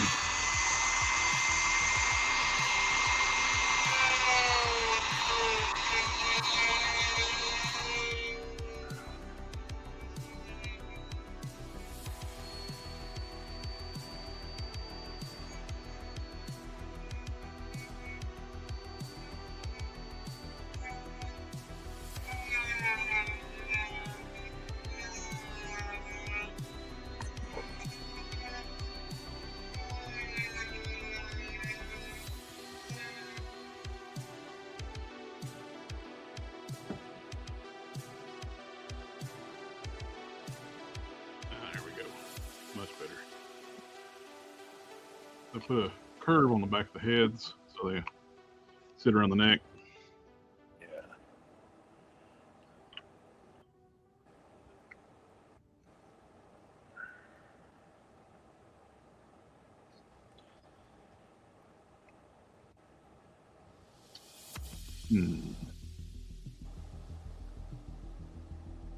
You're looking forward to that, what's it called? Brand new day Hulk figure. So what now? How do you feel? How you feeling about after you're seeing more pictures and more people grabbing that brand new day Hulk? Oh, brand new day Hulk. Yeah. It looks better in the pictures. The body looked awful in other pictures. And actually, the body looks good in new pictures. Yeah. Head's still atrocious. You know, I just saw a YouTube short for that, and he actually makes the figure look good. Yeah. I don't know if it's the angles, but that hairline isn't noticeable. Like he's doing a lot of different poses. I think I sent you the video on Instagram. He's fighting Spider-Man in a few of the pictures, and that's some nice posing stuff. But I don't know what he did, but he's hiding that hairline in his picture. So I guess he's a good what is it, ACBA? Yeah. Because he's making that figure look amazing. This one I think I'm the happiest with right now. The last one I did was the Screaming Head. One of the things too, Canon was doing too, like he a couple weeks before we can get it from him, he took the Gary Frank Smart Hulk head. Mm-hmm. When it made that head, like it did it some on these too, like the nose was really long. Yeah. The app would like make the noses really big. And it's not so bad on the prime heads. The alien head was a little more, but it's not terrible. Yeah. But on my lower heads and the Hulk head, it made the nose really big. But on this, it's freaking awesome. Oh wow. That looks wow. Just like the artwork, man. And I got one fitted on the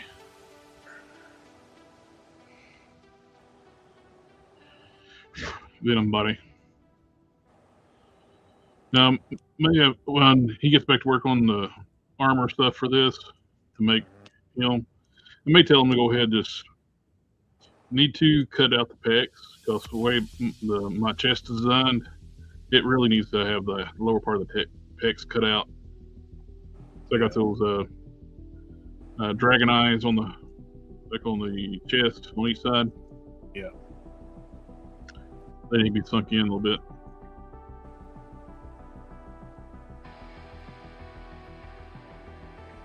The head looks great. But the way the character would transform, like I said, the eyes, the dragon here, and the snout would be like down this way. Yeah. So like basically the head would just rise up out of the body, and the humanoid head would just sink down in. You got the glowing gemstone looking piece through here.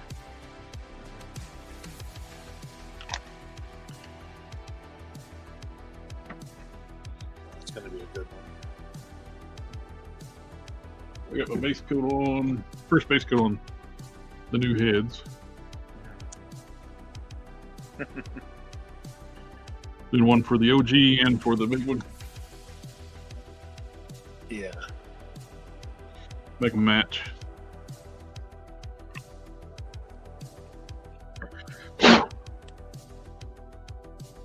Need to cut a little bit more off the back of the head. Need to increase the arch on the back so it sits back on the neck a little better. Low budget dust mask, putting my shirt over my nose.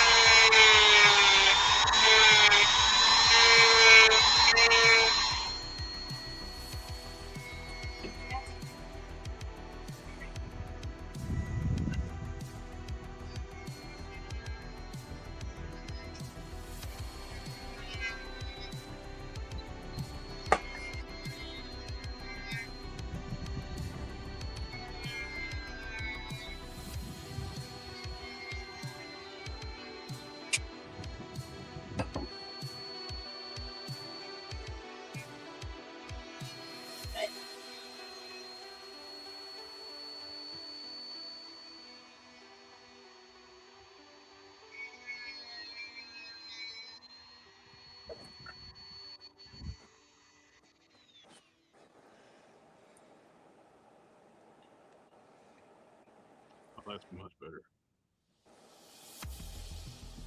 Got wraps around the back of the neck now. If you look at it, it's got an arch to it. But when you lay it on the figure, it looks flat. Yeah. Technologica. Technologia.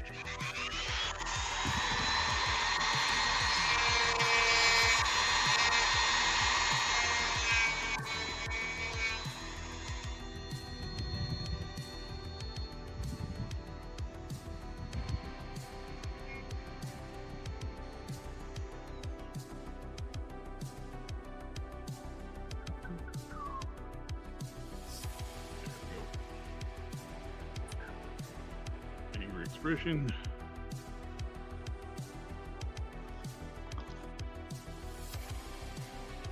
Now, smiling head.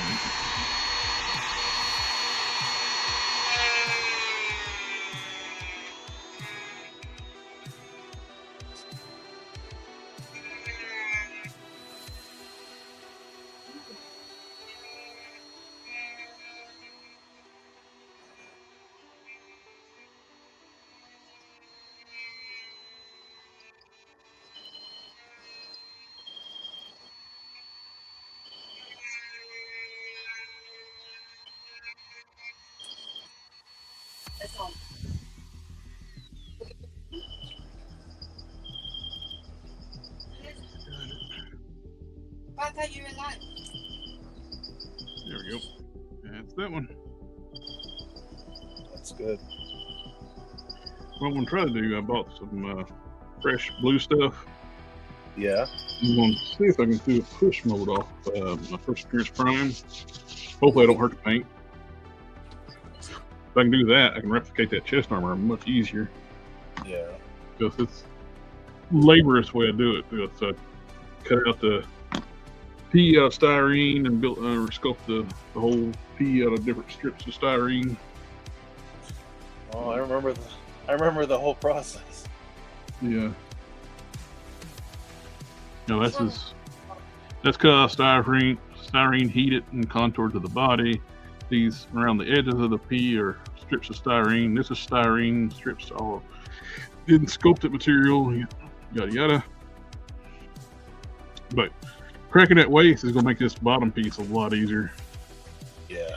It's a pain in the butt to try to sculpt that and keep it clean, and paint it and keep it clean.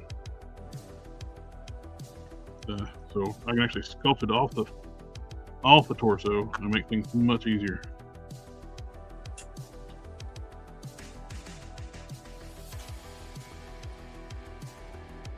So,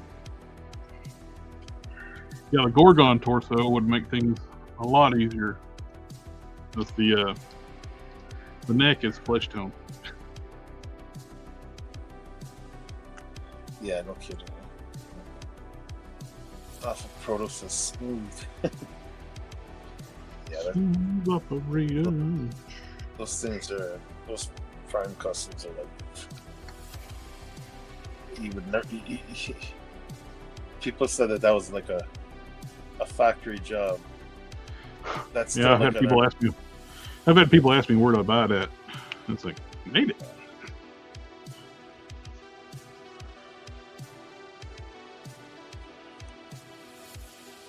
These new heads are just kicks it up a notch. Yeah, like I mean, you had the right idea. Like that Hyperion had scaled up. It worked. Was close. You know what I mean? Yeah. Like close to what he looked like. But yeah, these ones here are just wow.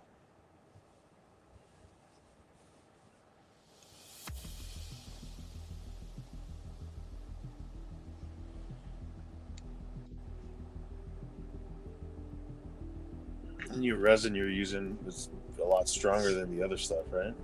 Oh yeah, too. Well, the cast resin's pretty tough too. That when I first started 3D printing, though, I used that standard gray resin. That stuff was crap.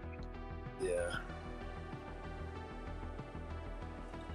You throw these in the wash tank. When I drilled through, there's some pockets of resin that was uncured. Need to rinse them out and put them in the curing station. Ooh. Hey.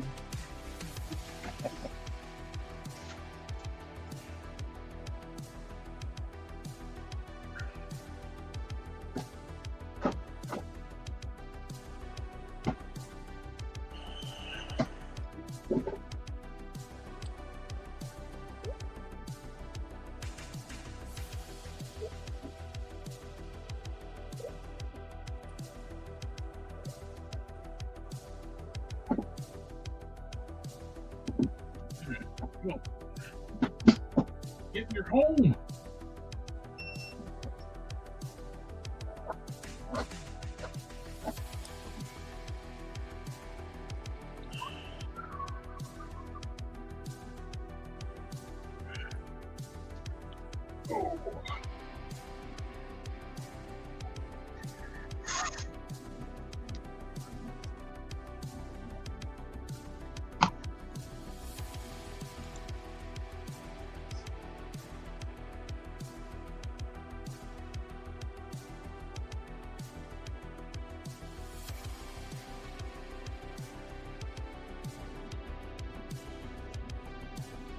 Mm.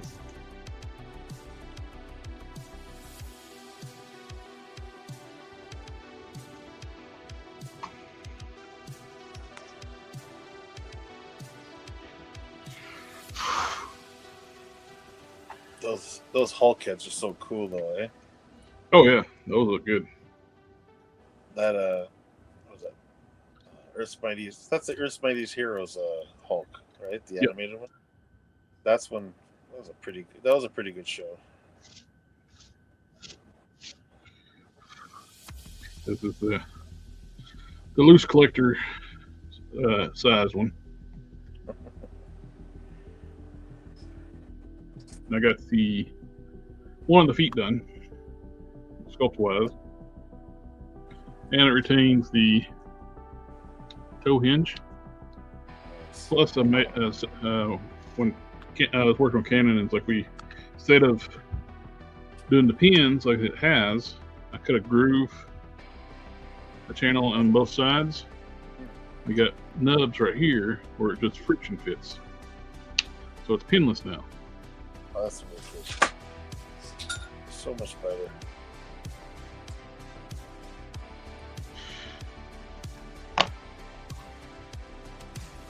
That's gonna be a monster.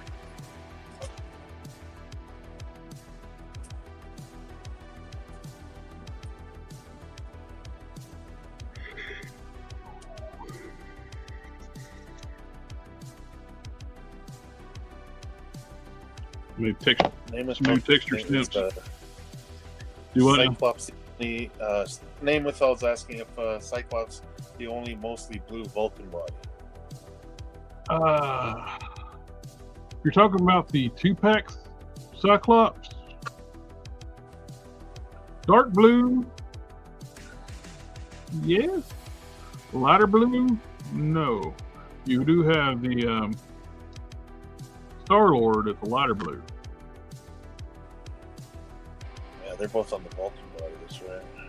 Yes. But the astonishing Cyclops is not on the Vulcan body. It looks similar, but it's not. You think they keep them all in uniform, like like standard size? Now they haven't reused that astonishing body either.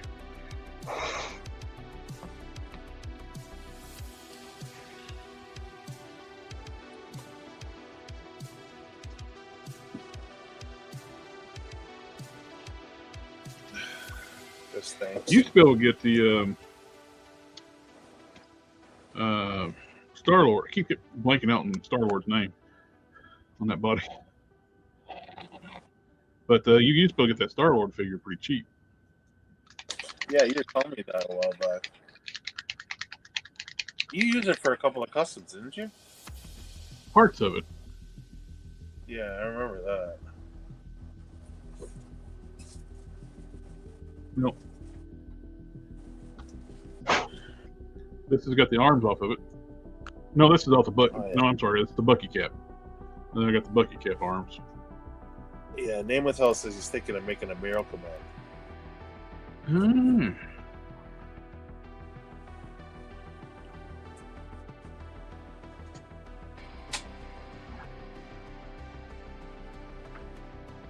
So this goes on, it's almost like a reddish brown. Yeah. And it dries a darker brown. Oh, that dries really compared to that. The coverage on this paint is just great.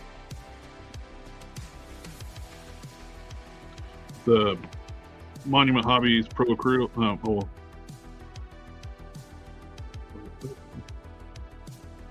Monument, yeah, I think it's Monument Hobbies.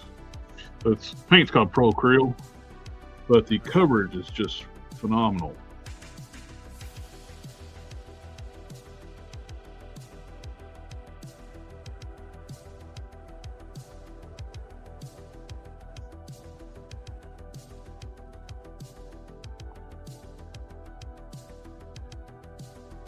Oh, it just covers that black, man. Yeah, there's nothing to it.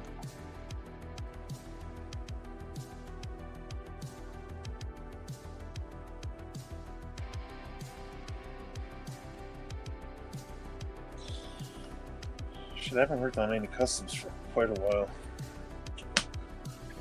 Whacker. Yeah, but see, and you know how it is for me. Once I start going, I bang out like a few at a time, and then it's just like take a little you burn yourself out. Yeah.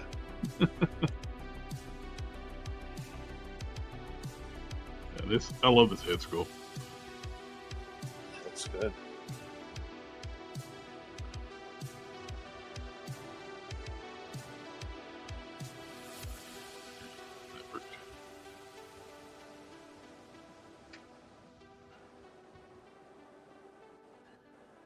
Oh, I like it.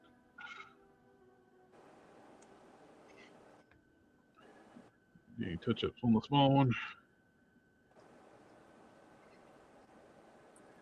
Yeah.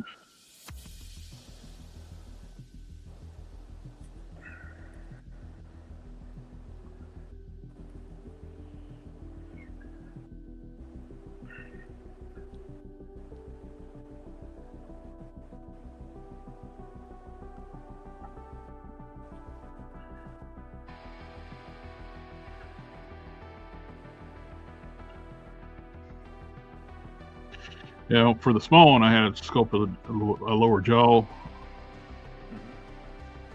Just the way the head sits on the Ursa Major, the head neck jets forward some. Yeah.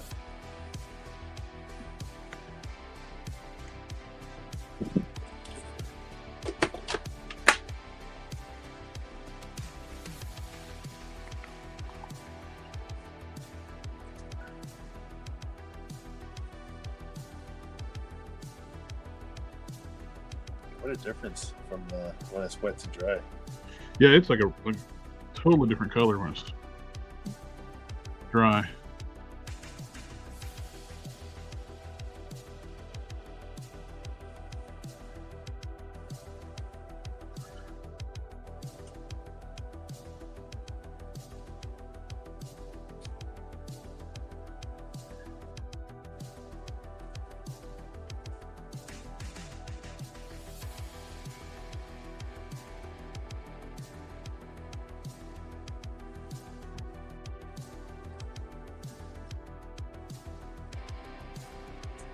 I like it.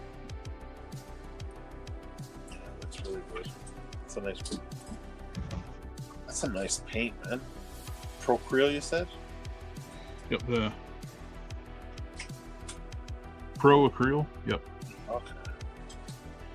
Monument Hobby makes it good. This is warm brown. This is my favorite brown they got. I've tried different browns. I've been trying to find a good replacement for burnt sienna. From testers. This is pretty close. And just goes straight on, no mixing, no thinning out. Just right out of the bottle. Nice. It's very reminiscent of testers, but it's not as durable as testers. Like this was testers burnt sienna. I can throw a wash on it right after it dries. This I'll need to seal it. Oh, really? Because if you try to put the wash on this, it'll start taking the paint off.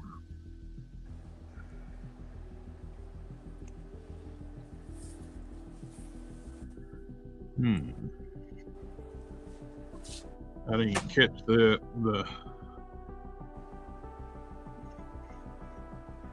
after the paint dries, I gotta clean this up and touch it back up because there is a print support right there on the eyebrow, like the brow right there between the trunk. I didn't see it until the paint went on it.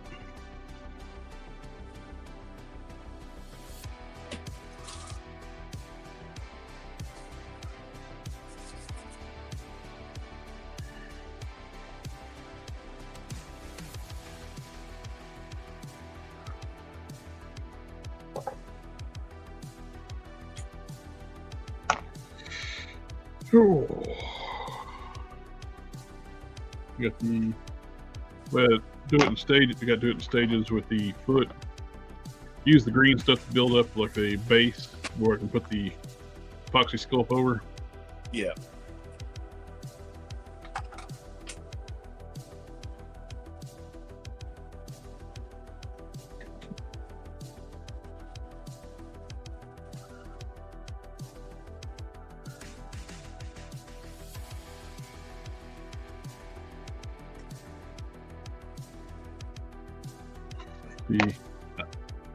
The epoxy sculpt takes the texture stamps better. You can use the texture stamps on the green stuff, but it's not as crisp.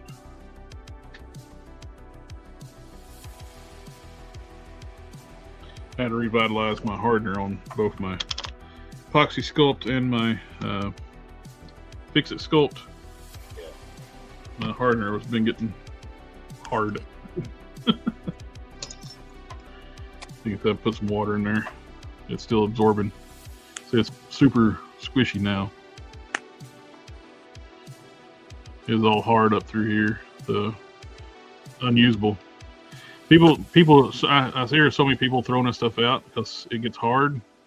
Yeah. It's like, just put some water in it. Let it sit for a few days. It'll be fine. Oh, yeah, you keep doing that all the time, right? Oh yeah, and I've had Fixit sculpt for 20 years.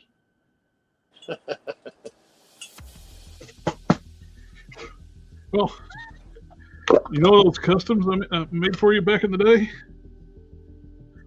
I bought this to make them. Yeah. Yeah, they still hold up. See, this stuff was like rock hard. Or not rock hard, but getting there. Now it's like super soft and squishy. It's got the discoloring, but they don't hurt anything with the mixing it together. It's still absorbing the moisture in it. There's still some water in there. But how nice and soft it is now. Yeah. I've used this tub for almost 20 years. Wow. Well, yeah, it's been about that.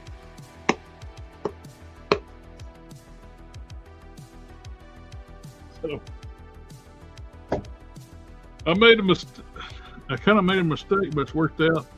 I was like 3 pounds, like a 1.5. Each tub is like 1.5 pounds, like 3 pounds. When I seen the smaller tubs, like the Epoxy sculpt sizes, Yeah. like you got here, the 8 ounce and an 8 ounce, I think that's like 1.5 pounds for both of them or something like that. Or a pound, it's a pound. But that's not enough. And I've been using that one for 20 years. I've made a ton of customs. You got your money's worth.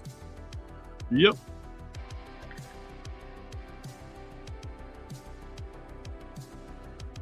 Both of these have a Fixit Sculpt in it. I smoothed this out with Fixit Sculpt and drilled a hole in the bottom of the trunk to drain resin because I printed it hollow so I don't waste so much resin. And same thing with the smoothing at the bottom was.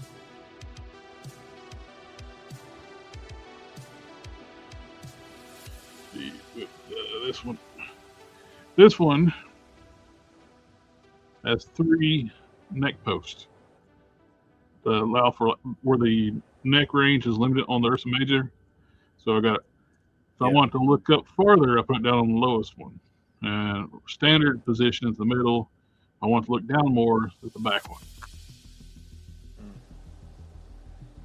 So I want to sculpt what looks like the lower jaw there. Use green stuff for that. For stuff you need to that's another good thing for green stuff. You can build stuff out and it supports itself pretty well. Yeah. Without having to building like a frame under frame for it. Like everybody always asks the question, "What's the best sculpt? What's the best sculpt? Whatever." You know, like the answer is always going to be different. Like each of them is good, has its benefits for different. Oh, absolutely, exactly. If I want something very hard and durable, if I'm like sculpting like smooth armor, Fixit Sculpt all the way. Yeah. If I want to use like my texture stamps, Apoxie Sculpt. Yep. And if I want, also both of these are good for sculpting hair. Fixit Sculpt sucks about sculpting hair. Yeah. These two you can sculpt hair with. I've used Procreate too, but you can't buy that no more. It's discontinued. Isn't that the one everybody was using to make like the flexible hair and stuff like that? Yep. You can do that with green stuff too if you play around with the mixture. It keeps some flex to it. I've never pulled it that way.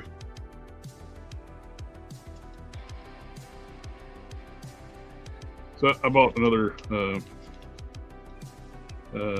Dark Star or Dawn Star, whatever her name is, so I can have an extra torso for fitting the head.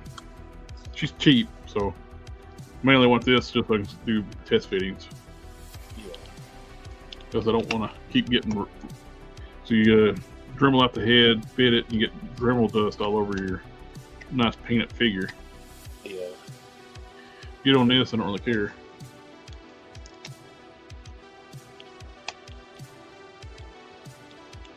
Picked up another Gorgon on eBay that's even cheapish. Tax and all shipped. It's like $40. Not bad. How much is the 2-pack up there? Down there, I mean. 2-pack is like $63 plus tax. Oh, that's not bad if you're getting them for like 40. The Medusa's good base figure. Yeah. But I don't really need her right now. I got an extra Medusa from I bought an extra on the Gorgons before, so I figured Rogue Prime's gonna need some arms, and let's go ahead, and the skin tones I'm using matches those arms. Might as well make stuff easier for me. You're gonna have to start thinking about future Prime. Yeah.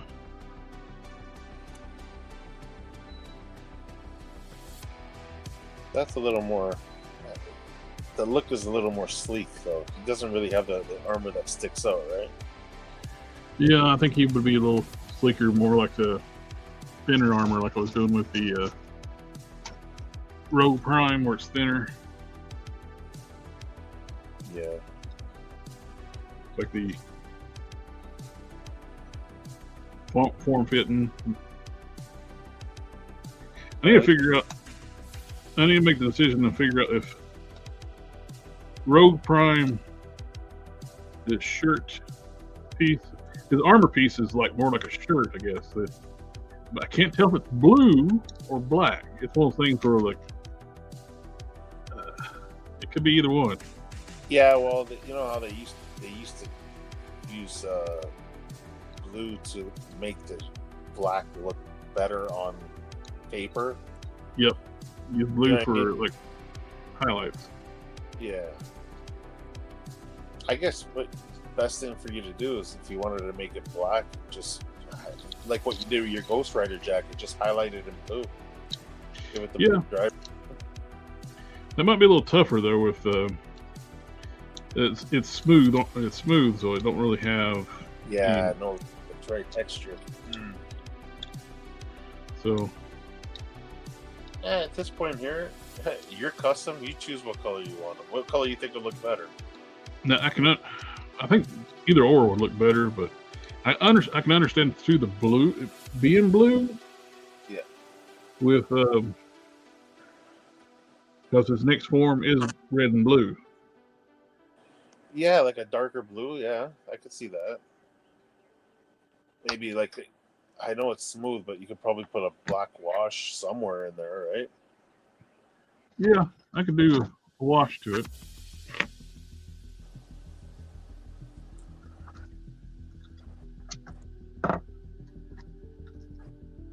Where is my... Good thing about Rogue and Future is you don't have to worry about capes for either of them, right? Exactly. I was playing around with putting magnets in around the body for real metal chain. Yeah. That's the best way to go. That way the chain naturally it still sticks. Yeah.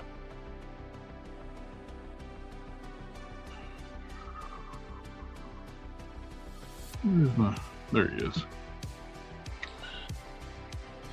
I was looking for the head.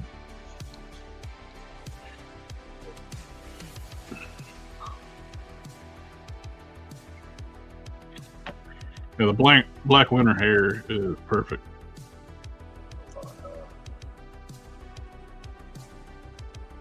That looks great. Wow. That's the first time I saw the head. I started using like the Warpath hair, just where it's long, but I wasn't real happy with it because it wasn't real like wind swept like most of the time it was. Oh, this looks perfect. I seen somebody using the black winter hair on something else. I forget what it was, and I was like, "That's perfect." I could see that using that hair for like maybe even Century. Oh yeah. I need to tighten up the socket a little bit because the hair is so heavy.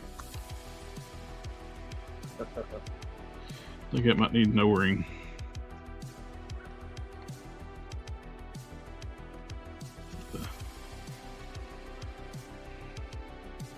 Yeah, that's the first time I've seen the head with the hair. That looks amazing. Jeez. I got some nail art spikes I can put on through the headband. Yeah, I remember you bought those. Those things came in handy, man. I definitely going to have to tighten up the socket. It's too loose for that heavy hair.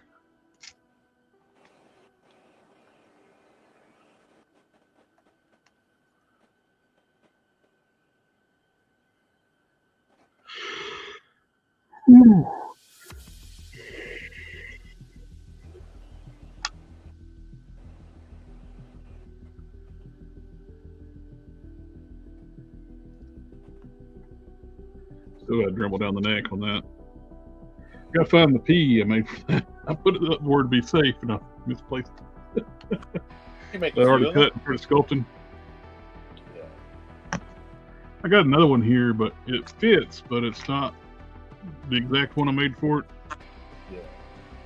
I used the same template to cut most of these out.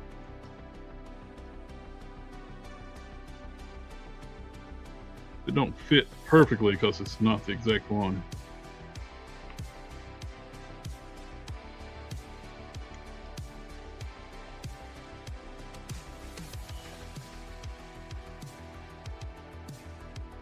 It's in a little pill bottle somewhere. I got to do a lot of straightening up down here. Because he's not going to be done anytime soon. I got to finish up my third form prime first. Yeah. It's close. It's about ready. It's ready for paint, really. I already have the heads painted. I just got to finish painting, get painting the body. Well, I don't have to paint the arms now, so that saves me a lot. And I got the gauntlets here, which I might see how the ones that Canon made. I sent him one of these, and he 3D modeled it. I might be able to tighten them up a little bit with the 3D model, adjusting the scaling. Yeah. These are the ones I made molds of and cast it myself. That saves you a ton of work too. Oh, when I was making that first prime, it was like when I was sitting there like before I even thought about even casting parts. It's like, man, it'd be so much easier if I could just some way to just duplicate the one. and when I was thinking the same thing when I was doing the boots, because that flare works the same for the boots.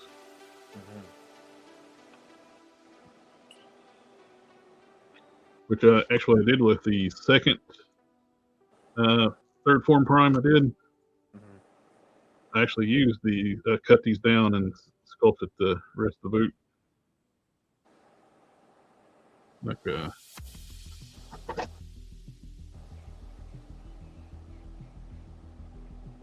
put that like there.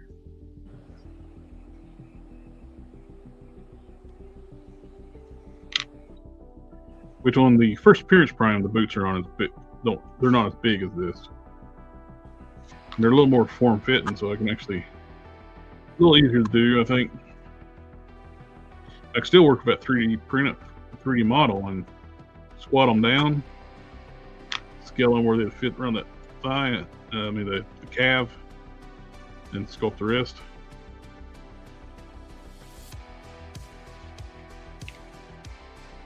So these legs don't have boot swivel, but I've only made one prime. I'm only working on one prime that still retains the boot swivel.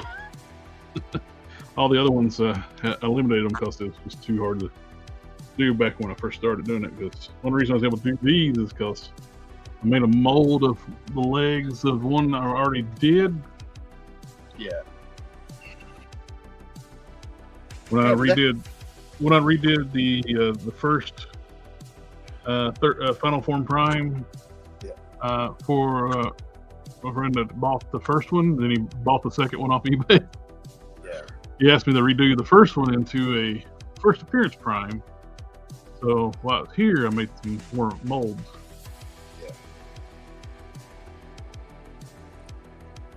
Oh, I got the dragon back together.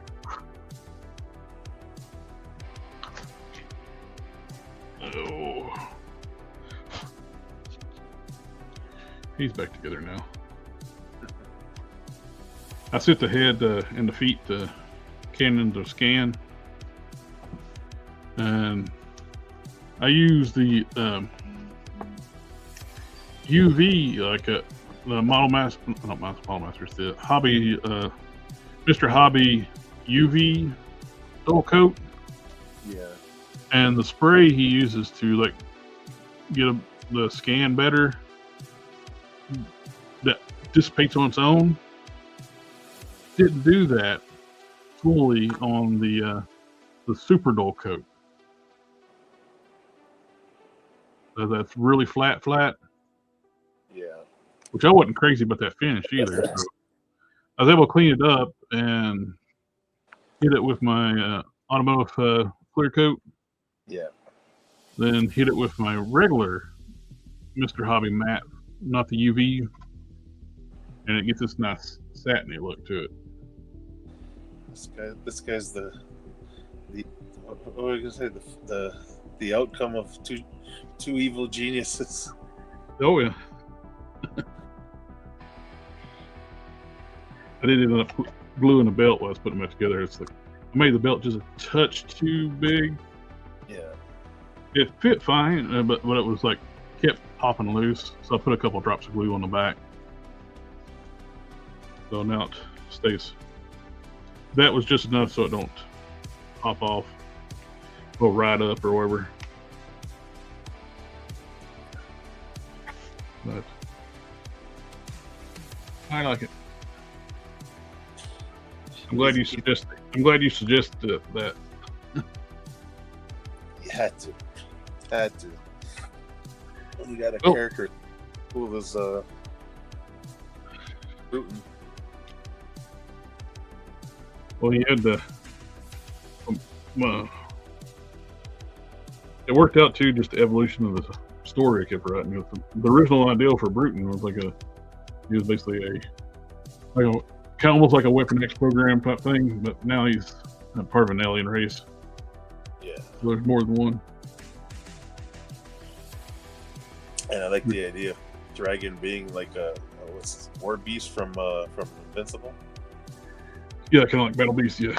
Yeah, Battle Beast, yeah. So that'll be the new head. This is basically 2.0 head, and this is 3.0. Yeah.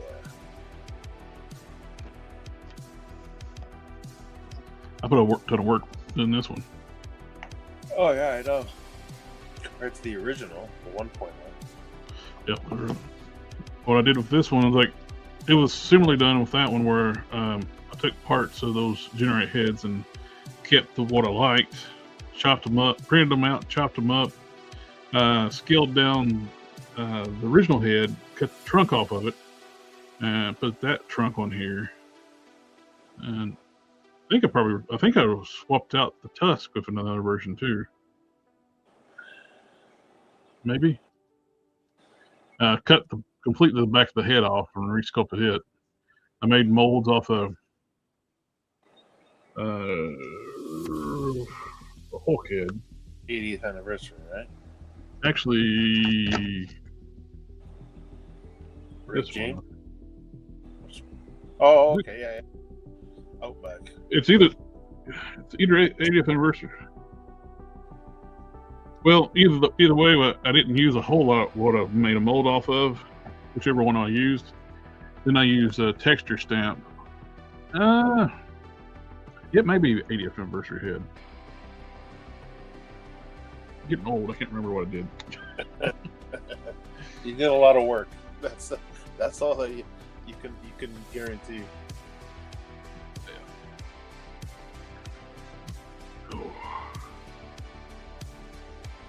Yeah, I don't remember. I remember you telling me. That's why I can't remember if it's the 80th or the Outback. It may have been the Outback, actually.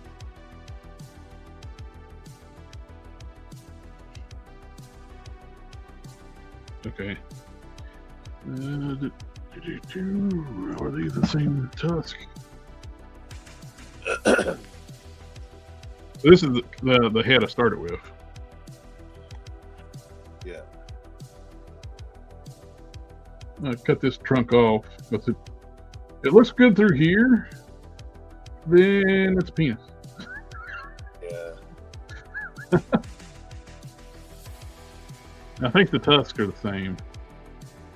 And for this model, I used the meshy to make this one, and had like holes in the back behind the ears. I had to take care of that. This whole back of the head I didn't like. I ended up cutting this off like here, redoing the whole thing.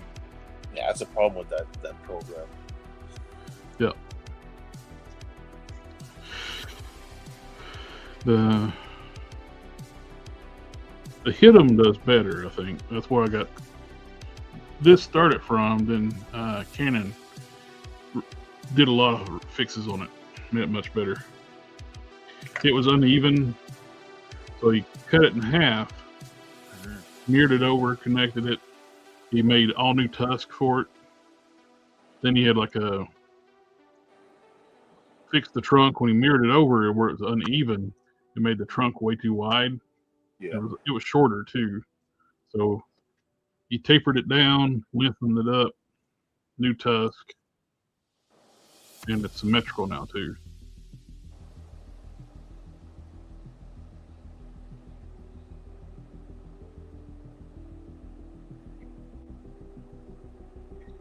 See, the thing is too not to be impatient, because I want to get that support out so bad, so I need to let this sit overnight, or start messing with the paint stuff. Control the OCD. Yes, that's one of the things you need to learn too when you're customizing, is know when to stop. Yeah. You keep messing with something other, and you'll ruin it. You start chasing stuff. Yeah. Happened way too many times.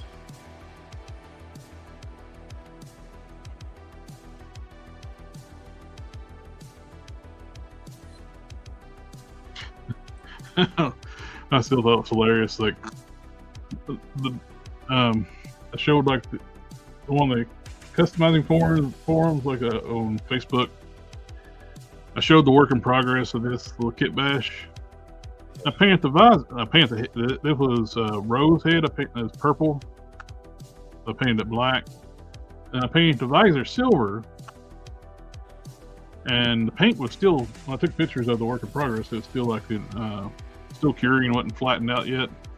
And some dudes like work in progress said, you should repaint the silver on that. I can see the brush strokes on it. It's chrome. I made it chrome. Everybody. I think I know how to do silver. I need to swap out the swords though. These gold swords just terrible. Yeah, I know. I'm not a fan of them. They keep reusing those same katana all the time. Yeah, at least it's better than the new katanas. They're like little stubby ones now. Are they? Yeah. Are these the ones that came with those original hand ninjas? They're still using that mold, right? On certain things, yeah. Not hand ninjas, sorry, the Ronin and Electra 2-pack, remember? Oh yeah. They've been using it since all the way back then. It's decent, but I don't know. The handles just look too thin for me. Yeah, this is mostly the only thing I painted was the head and the hands. I think the hands are from Bone Breaker. Yeah. I bought those Vulcans for while they were on clearance, so I had a bunch of those from Bone Breaker torsos.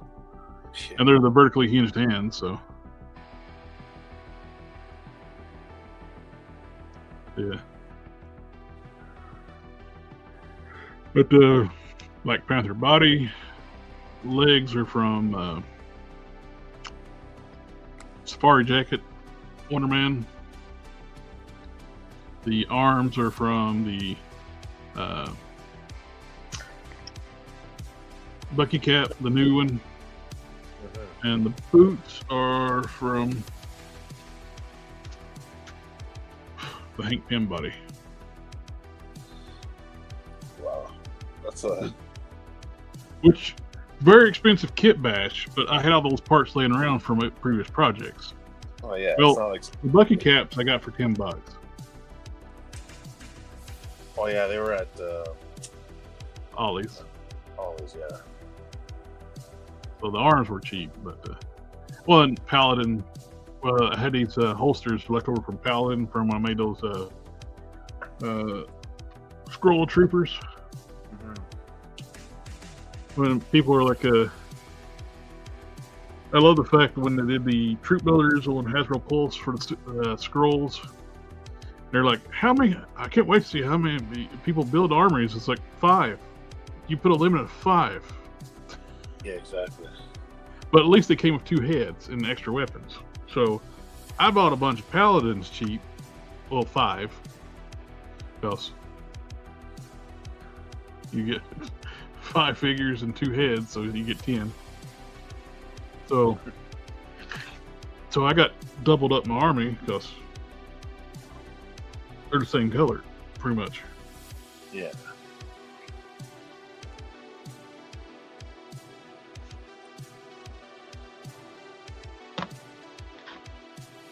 So next time I'll do some work on this, I can actually start putting the epoxy sculpt on. I may do push molds off the Ursa Major. Mm-hmm.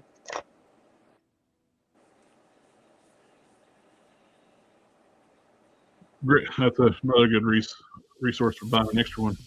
I can make push molds off the fur texture. As well, man. Save yourself some work. Now I'm thinking about. So I got a bigger soldier.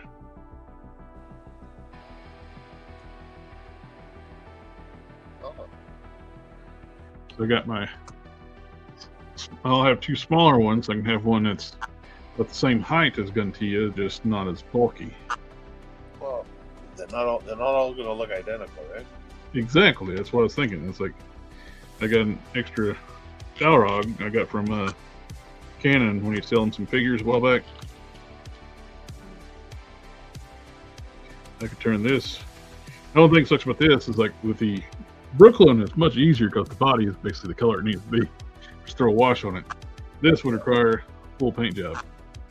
Yeah, but even colors could vary with these aliens, though. You know what I mean? Yeah. It doesn't have to match identical. I need to find a waist piece that work on here too. On the loincloth piece that had to go. Because it's got to be a hole for his butt. For better to poop on you.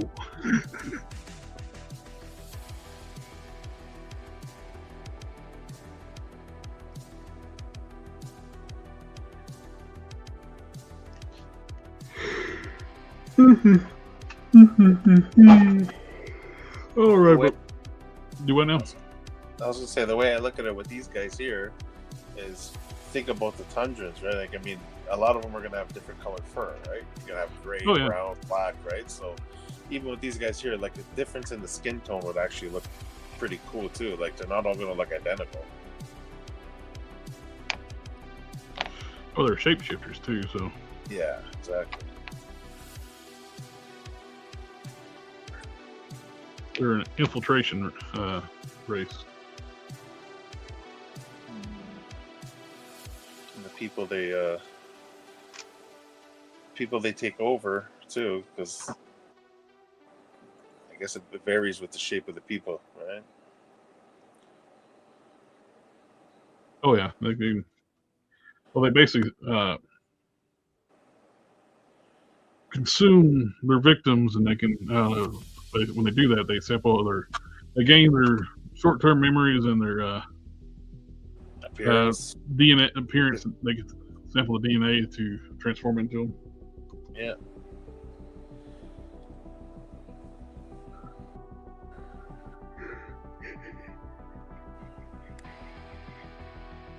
Yeah, Alpha Pro body snatchers.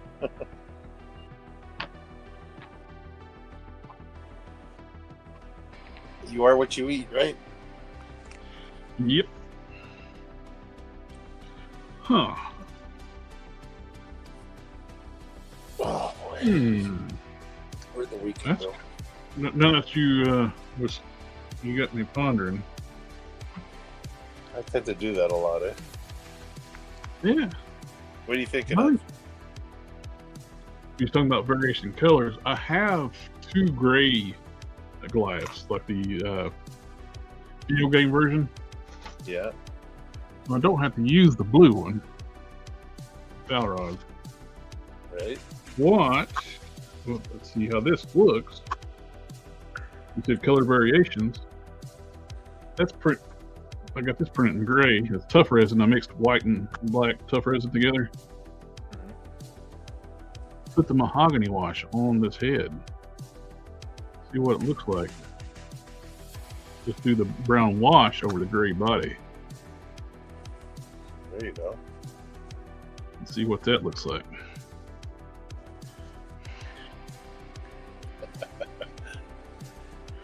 Well, I'm trying to cut down, like, there's a ton of work to change something from blue to brown. Yeah. That makes sense, though.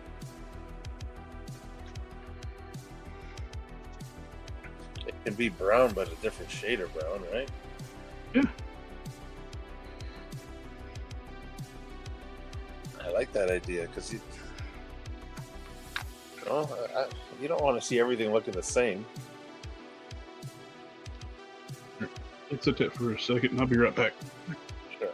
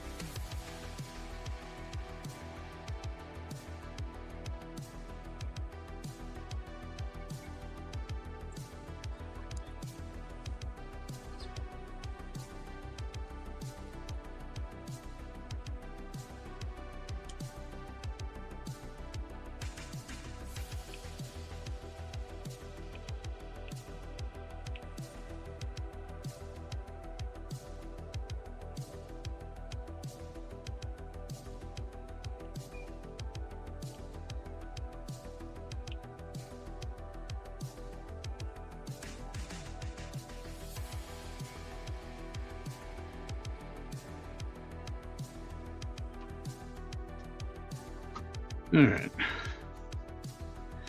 Grab my third form prime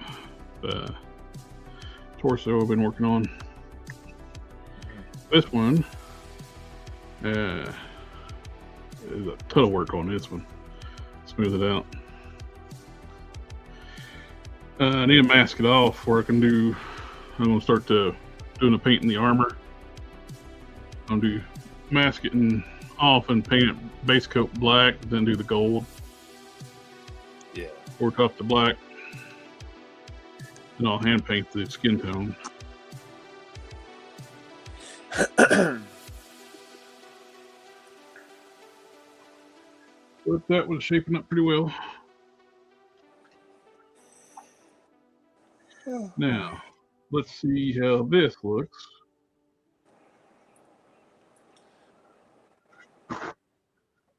Let this sit for a bit.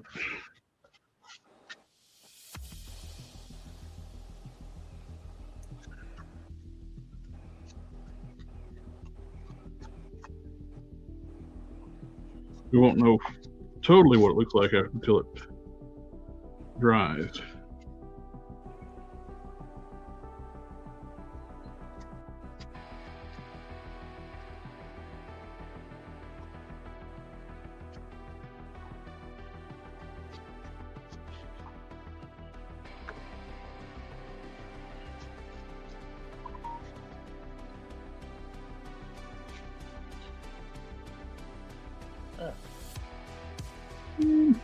See.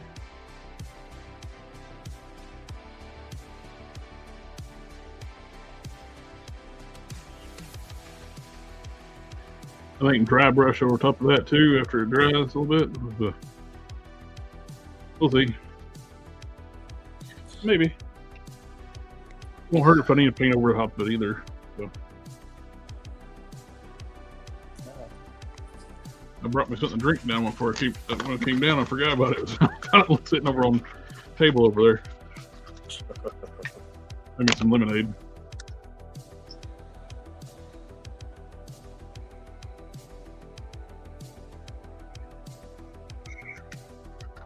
Oh, good stuff. Oh, I think it's about time to call it. But I think I'm digging this. yeah. Look how more brutal the head looks. It looks more intimidating.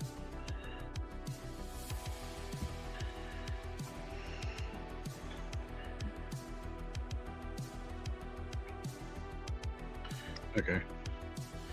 My OCD impatience has got the better of me. You had to pick it up, didn't you?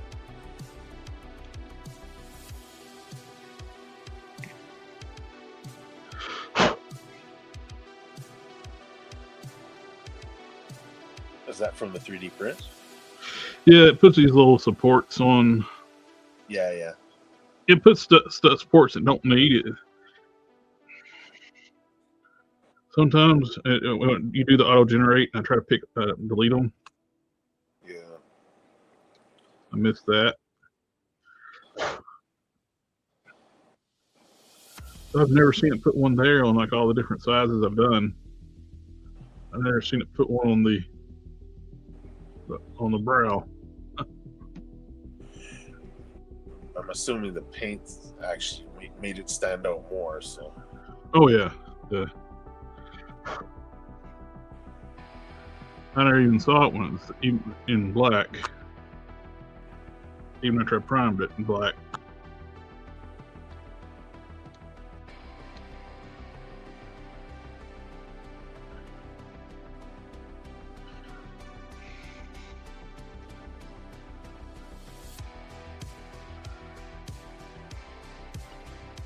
No.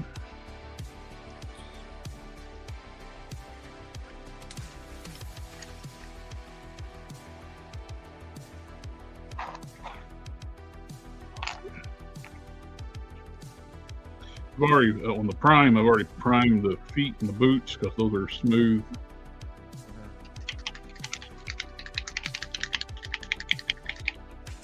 They're ready for gold paint. Let me get the gauntlets ready. I might try to see about like I said, printing those ones Canon made. Yeah. See if I can get them thinner.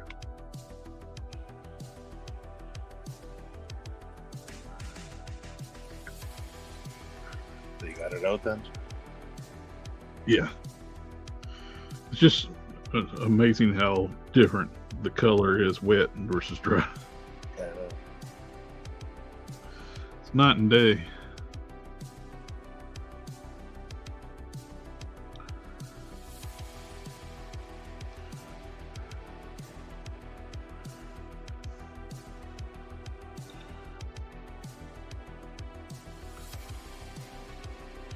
Got a little finer brush to do the touch up where I can get some of the crevices that I've missed with the big fat brush. That's when you get so much detail in the sculpt.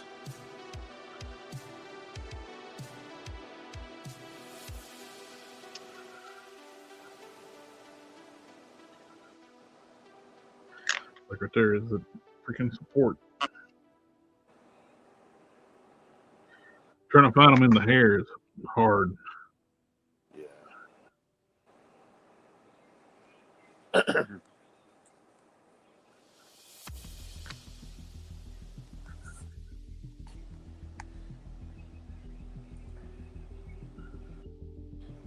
Each little hair that sticks up, it kept wanting to add supports to it.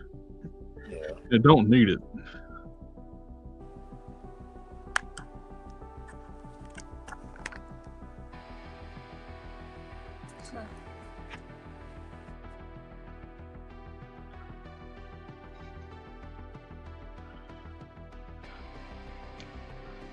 at least with this one, it should be a little easier to paint the eyes. It's a bigger sculpt, bigger print.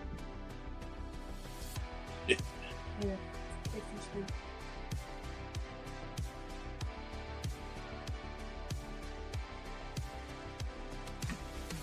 Oh, I did buy some new that Pro Acrylic paint. I haven't tried it yet, but they had a green that looks very hawkish. Oh, really? Yep. I got bright yellow green. Oh, that looks good.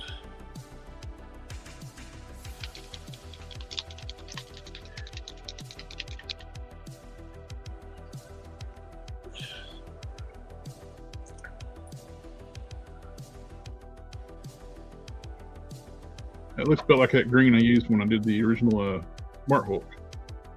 It looks almost like that Sublime green from Testers. I like that.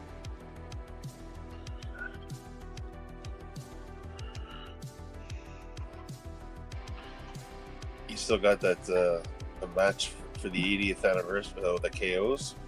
Oh no, I've used all that thing up. I had to make some more up. Well, you had at least you have the freaking you had it down packed, man. Yeah, but it took I had to mix a massive bottle. I keep adding a little, mix it not right, add a little bit more, add a little bit more. I was about to run out of room in the bottle until I got it just right. The fortunate thing is that between 80th anniversary Hulk and the freaking Marvel Select Hulk, those colors are pretty much identical. I'm hoping the feet. I know with the new Smart Hulk coming out, the hand pegs are different, but I'm hoping the ankle pegs are the same. Because I like to put those maximum feet on that Hulk. Or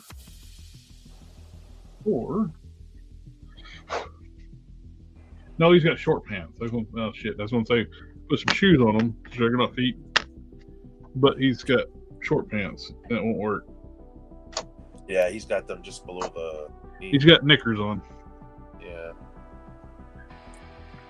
Oh shit! I probably shouldn't have said that. The AI might mishear that. Short pants, AI. Short pants. Short pants.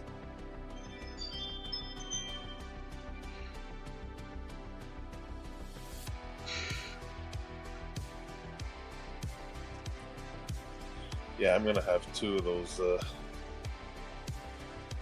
I got two of those already up on order. So. Ooh, nice. Metaluna's doing a Swordmaster. Oh, that looks good. Looks good, Jeff.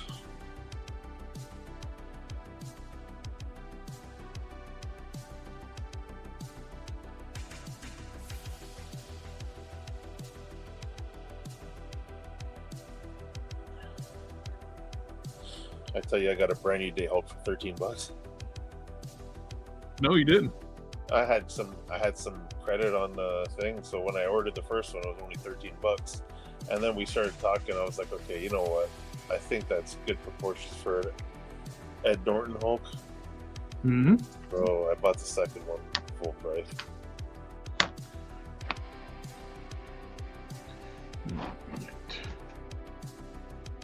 Yeah, this looks terrible with the multi-step process. It's like it will look like this. Yeah. I was like, what'd you do to this? I trust the process. Yeah, with still got these are the bases I started with making the Hulk skin tone. Yeah. And I add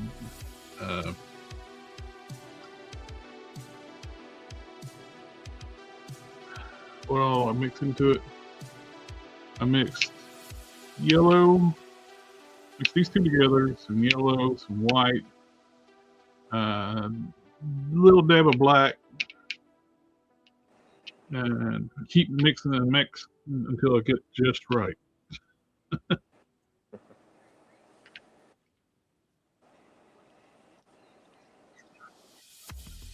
Yeah, I got about like 4 or 5 KO Hulks. That's why I need some heads. I need some heads for them. I want to kind of round out the collection.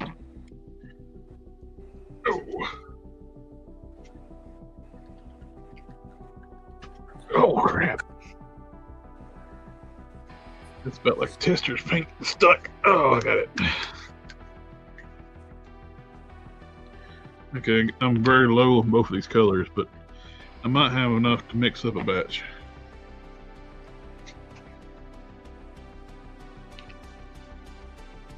I got the exact same amount in both bottles.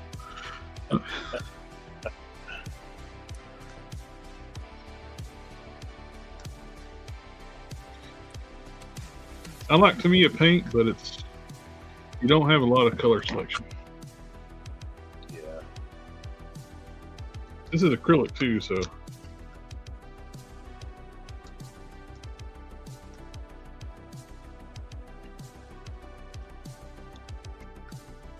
You try printing out either of those heads yet? Not yet. I got the slicer I use. I got to unhook my internet. When I download them, I got to unhook the internet to use my slicer because they have a new one they want you to pay for. So if you're connected to the internet, it won't let you use the old one. But if you disconnect the internet, you can use the old one. Neat little trick, though.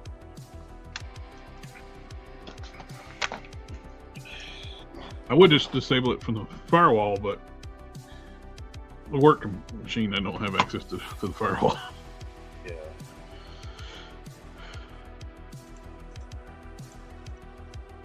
I could have access to the firewall, but I'm going to keep from reformatting the work machine. It's not like I haven't done it before with other machines, but yeah.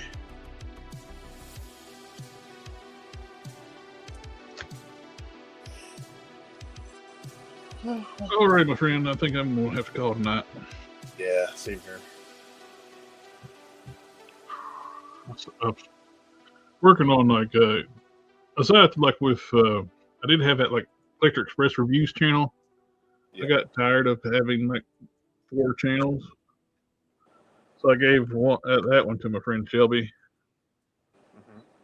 and he uses it for streaming now. So the 1970 Olds Customs YouTube channel is kind of like, well, it's actually both my channels, like where I don't put out content like daily. Yeah. So they don't recommend you stuff. So I'm actually taking all the reviews, updates like the information on like the Olds channel, where it's going to have reviews on there too. So I'm starting out with my very first ones and working up, basically doing retro replays, what I'm calling them. Yeah, I've noticed a few of those. Yeah. Re-editing them a little bit too, where they got different intros, outros. Yeah. Hello, Benny. You kind of set the tail in. We're getting ready to call it a night.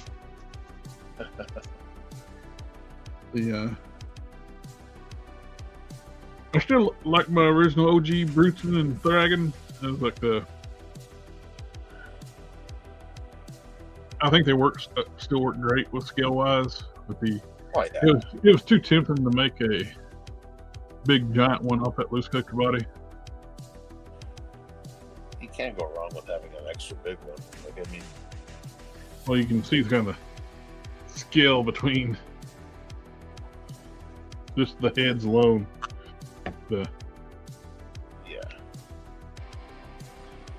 Marvel Select does. Marvel Legends does.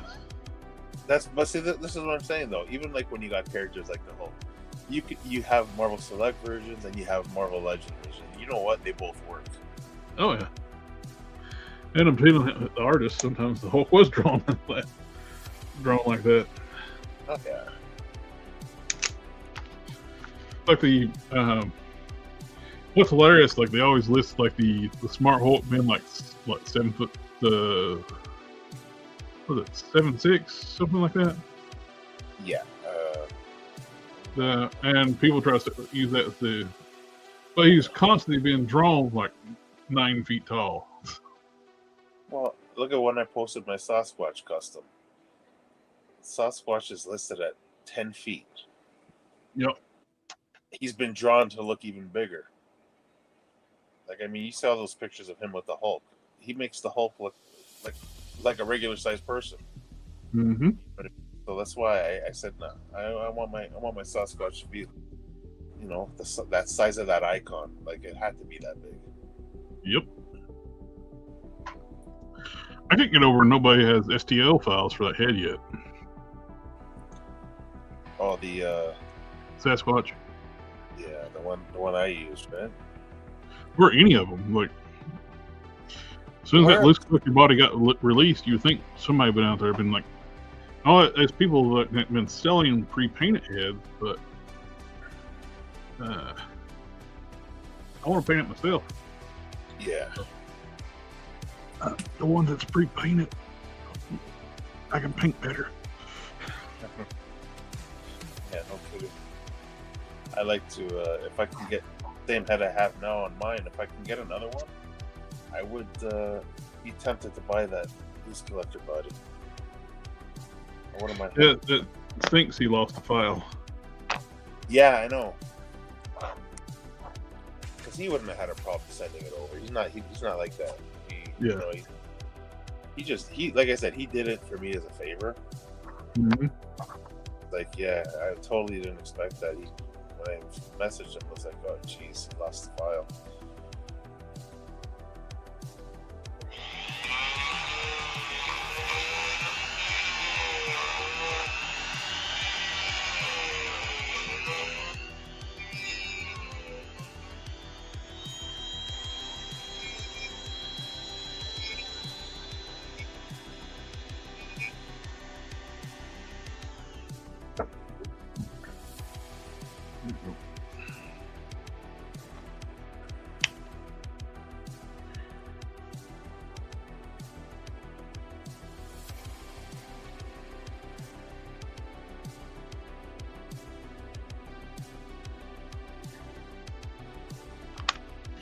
Looks good.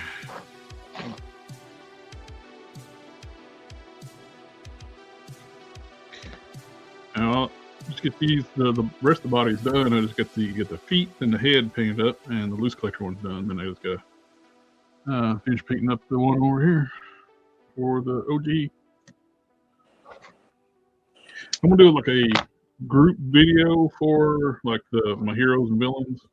Yeah. One for the heroes, one for the villains. Oh, that'd be cool. I think group videos do better than just like showcasing one single video that character now. Yeah. Because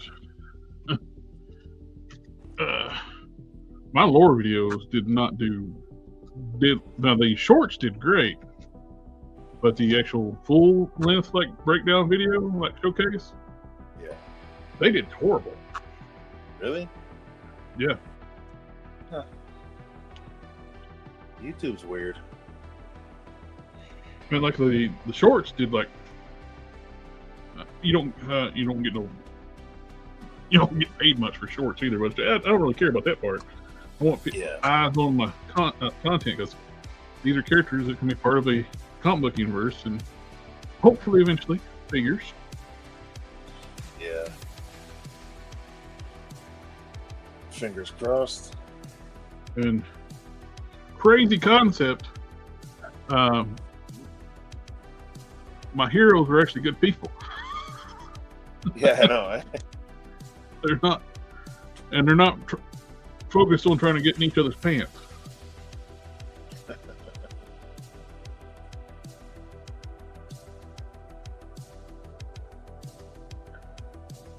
Heroes doing good because they want to help people. What a concept. Fancy that, eh? Yep. Yeah, both versions, version 2 and 3 lore figures. The full showcase. Version 2 got 269 views. Version 3 only got 251.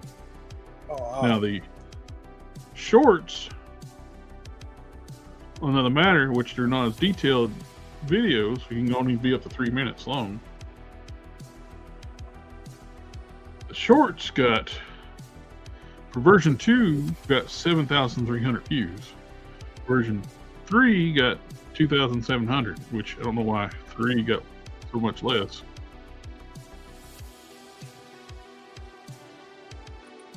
Yeah, but the version 2 did fantastic.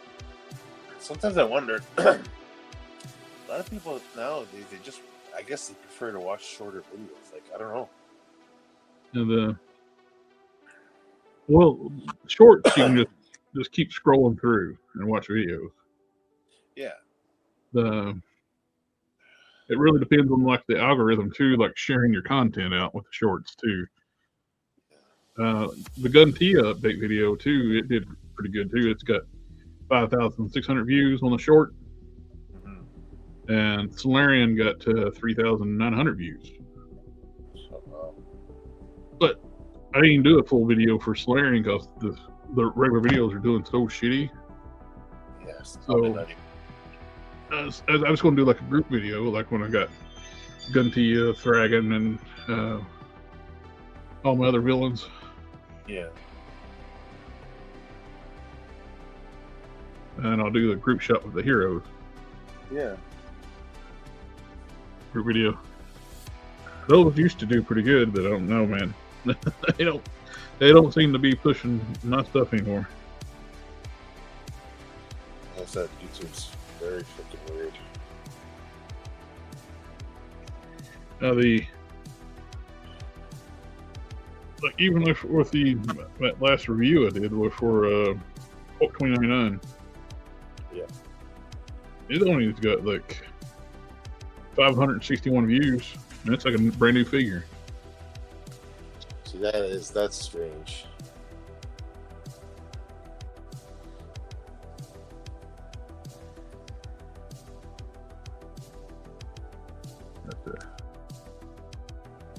I like more stuff.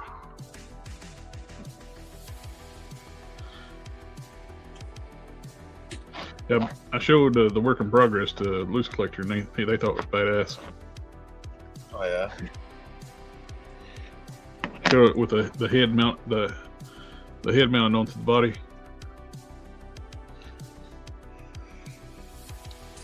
So I can start the feet. I can start painting those this week. I gotta get this one sculpted, but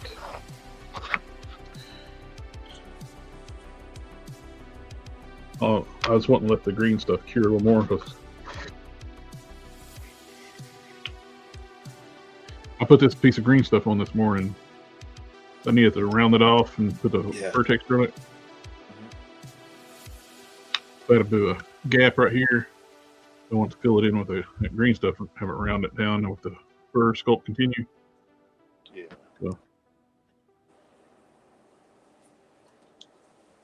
I like it. Would have been nice if I could have had like the foot more blunt, like an elephant foot. Yeah. But work with what I got with the base foot. That looks good. It's like it's kind of hard to turn that into a short, stubby foot like this one. I guess just the general shape of the base of the foot. It is possible, and they are like more humanoid too. So Exactly. like somebody mentioned, like thinking the head should be bigger. That's the mammoth, but they're more like it's more like a Hulk-based character. So It's your character. You know exactly what you wanted, what you were thinking when you designed it. So. well, the OG design was more mammoth style head. Back when I originally drew it in high school. Yeah.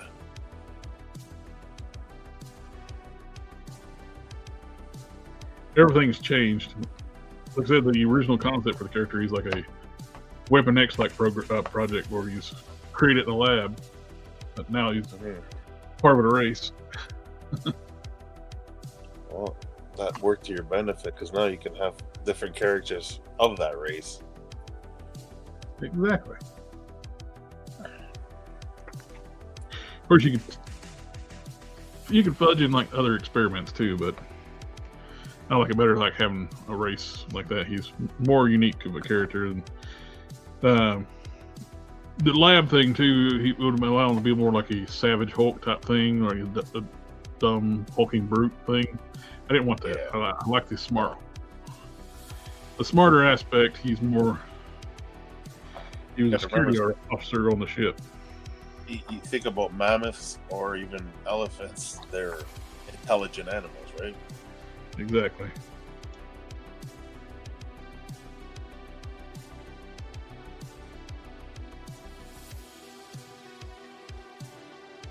Plus, you got to remember something too. If part of the story where they end up on the planet on the home planet there, Mm-hmm. right? Like, I mean, they end up building their own base on Bruton's planet. Tundra, right? Well, that's how they Lore and Bruton meet for the first time. On the survivor of Lore's homeworld, actually, like the refugees went to Tundra to build a base there. Exactly. So if it's remote they did it for like security remote, and it's like most species can't survive that planet because of the high gravity and the harsh environment. Yeah, and Lore's species, like, I mean, his people can adapt to anything, so it makes sense. And Their so homeworld, a heavy gravity world, so is Bruton's. Yeah, you wouldn't be able to have any of that if he was created in a lab, right? So exactly. And one of the I also worked it out too, like with the I got one here, the belts for the Darian suits. Yeah, it's a gravity field emitter. It'll help protect people for different environments like that. So even though people that can't handle a heavy gravity world, the technology can. Exactly.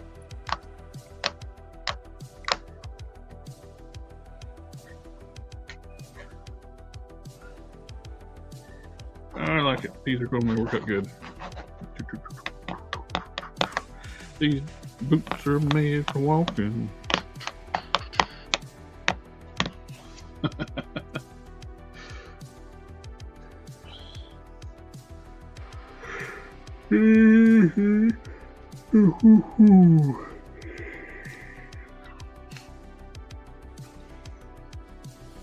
I could, since this is just primer, I could try to make a mold off this. Technically, this is a different P than the first appearance, but I think they're close enough. Yeah.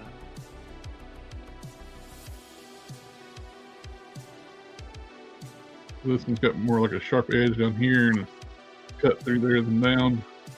This one's got a more of a softer curve up this way to the point. But I worry about hurting paint on this with the hot blue stuff. Yeah. So if I made a mold off this, plus it's got the nipples. First time sculpting nipples on a figure.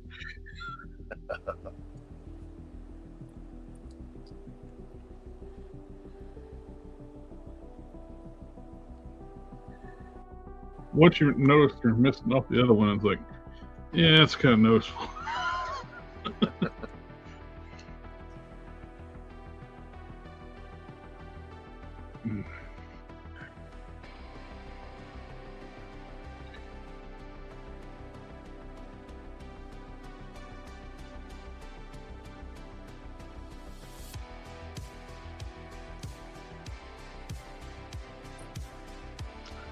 Yeah. I did a little different too with the magnets too. Or I was drilling a hole up top and inserting the magnets there, then sculpting over top of it. Yeah. And I was like, realized, why am I doing that? Well, I can just cut out the inside and the magnets in this way. Yeah. And let's see. There, right there.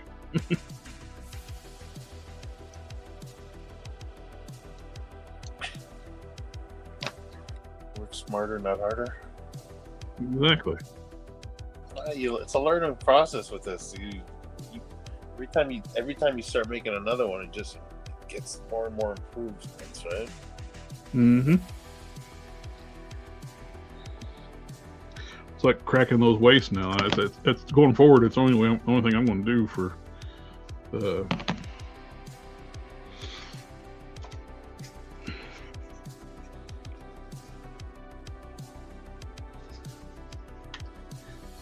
sculpting and prepping. So I've been taking knives and like going around like the hips and cutting around and all that. I was like, if I could just crack the waist and make it a lot easier, then just fill the hole in the bottom. All right, that's enough. I need to go to bed. Yeah, I kind of extended the stream today by showing up. So Hey, that's all right, brother.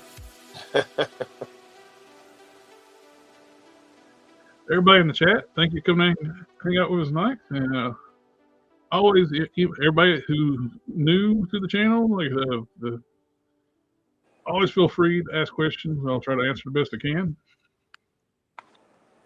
And we'll catch y'all on the next one. take care, guys.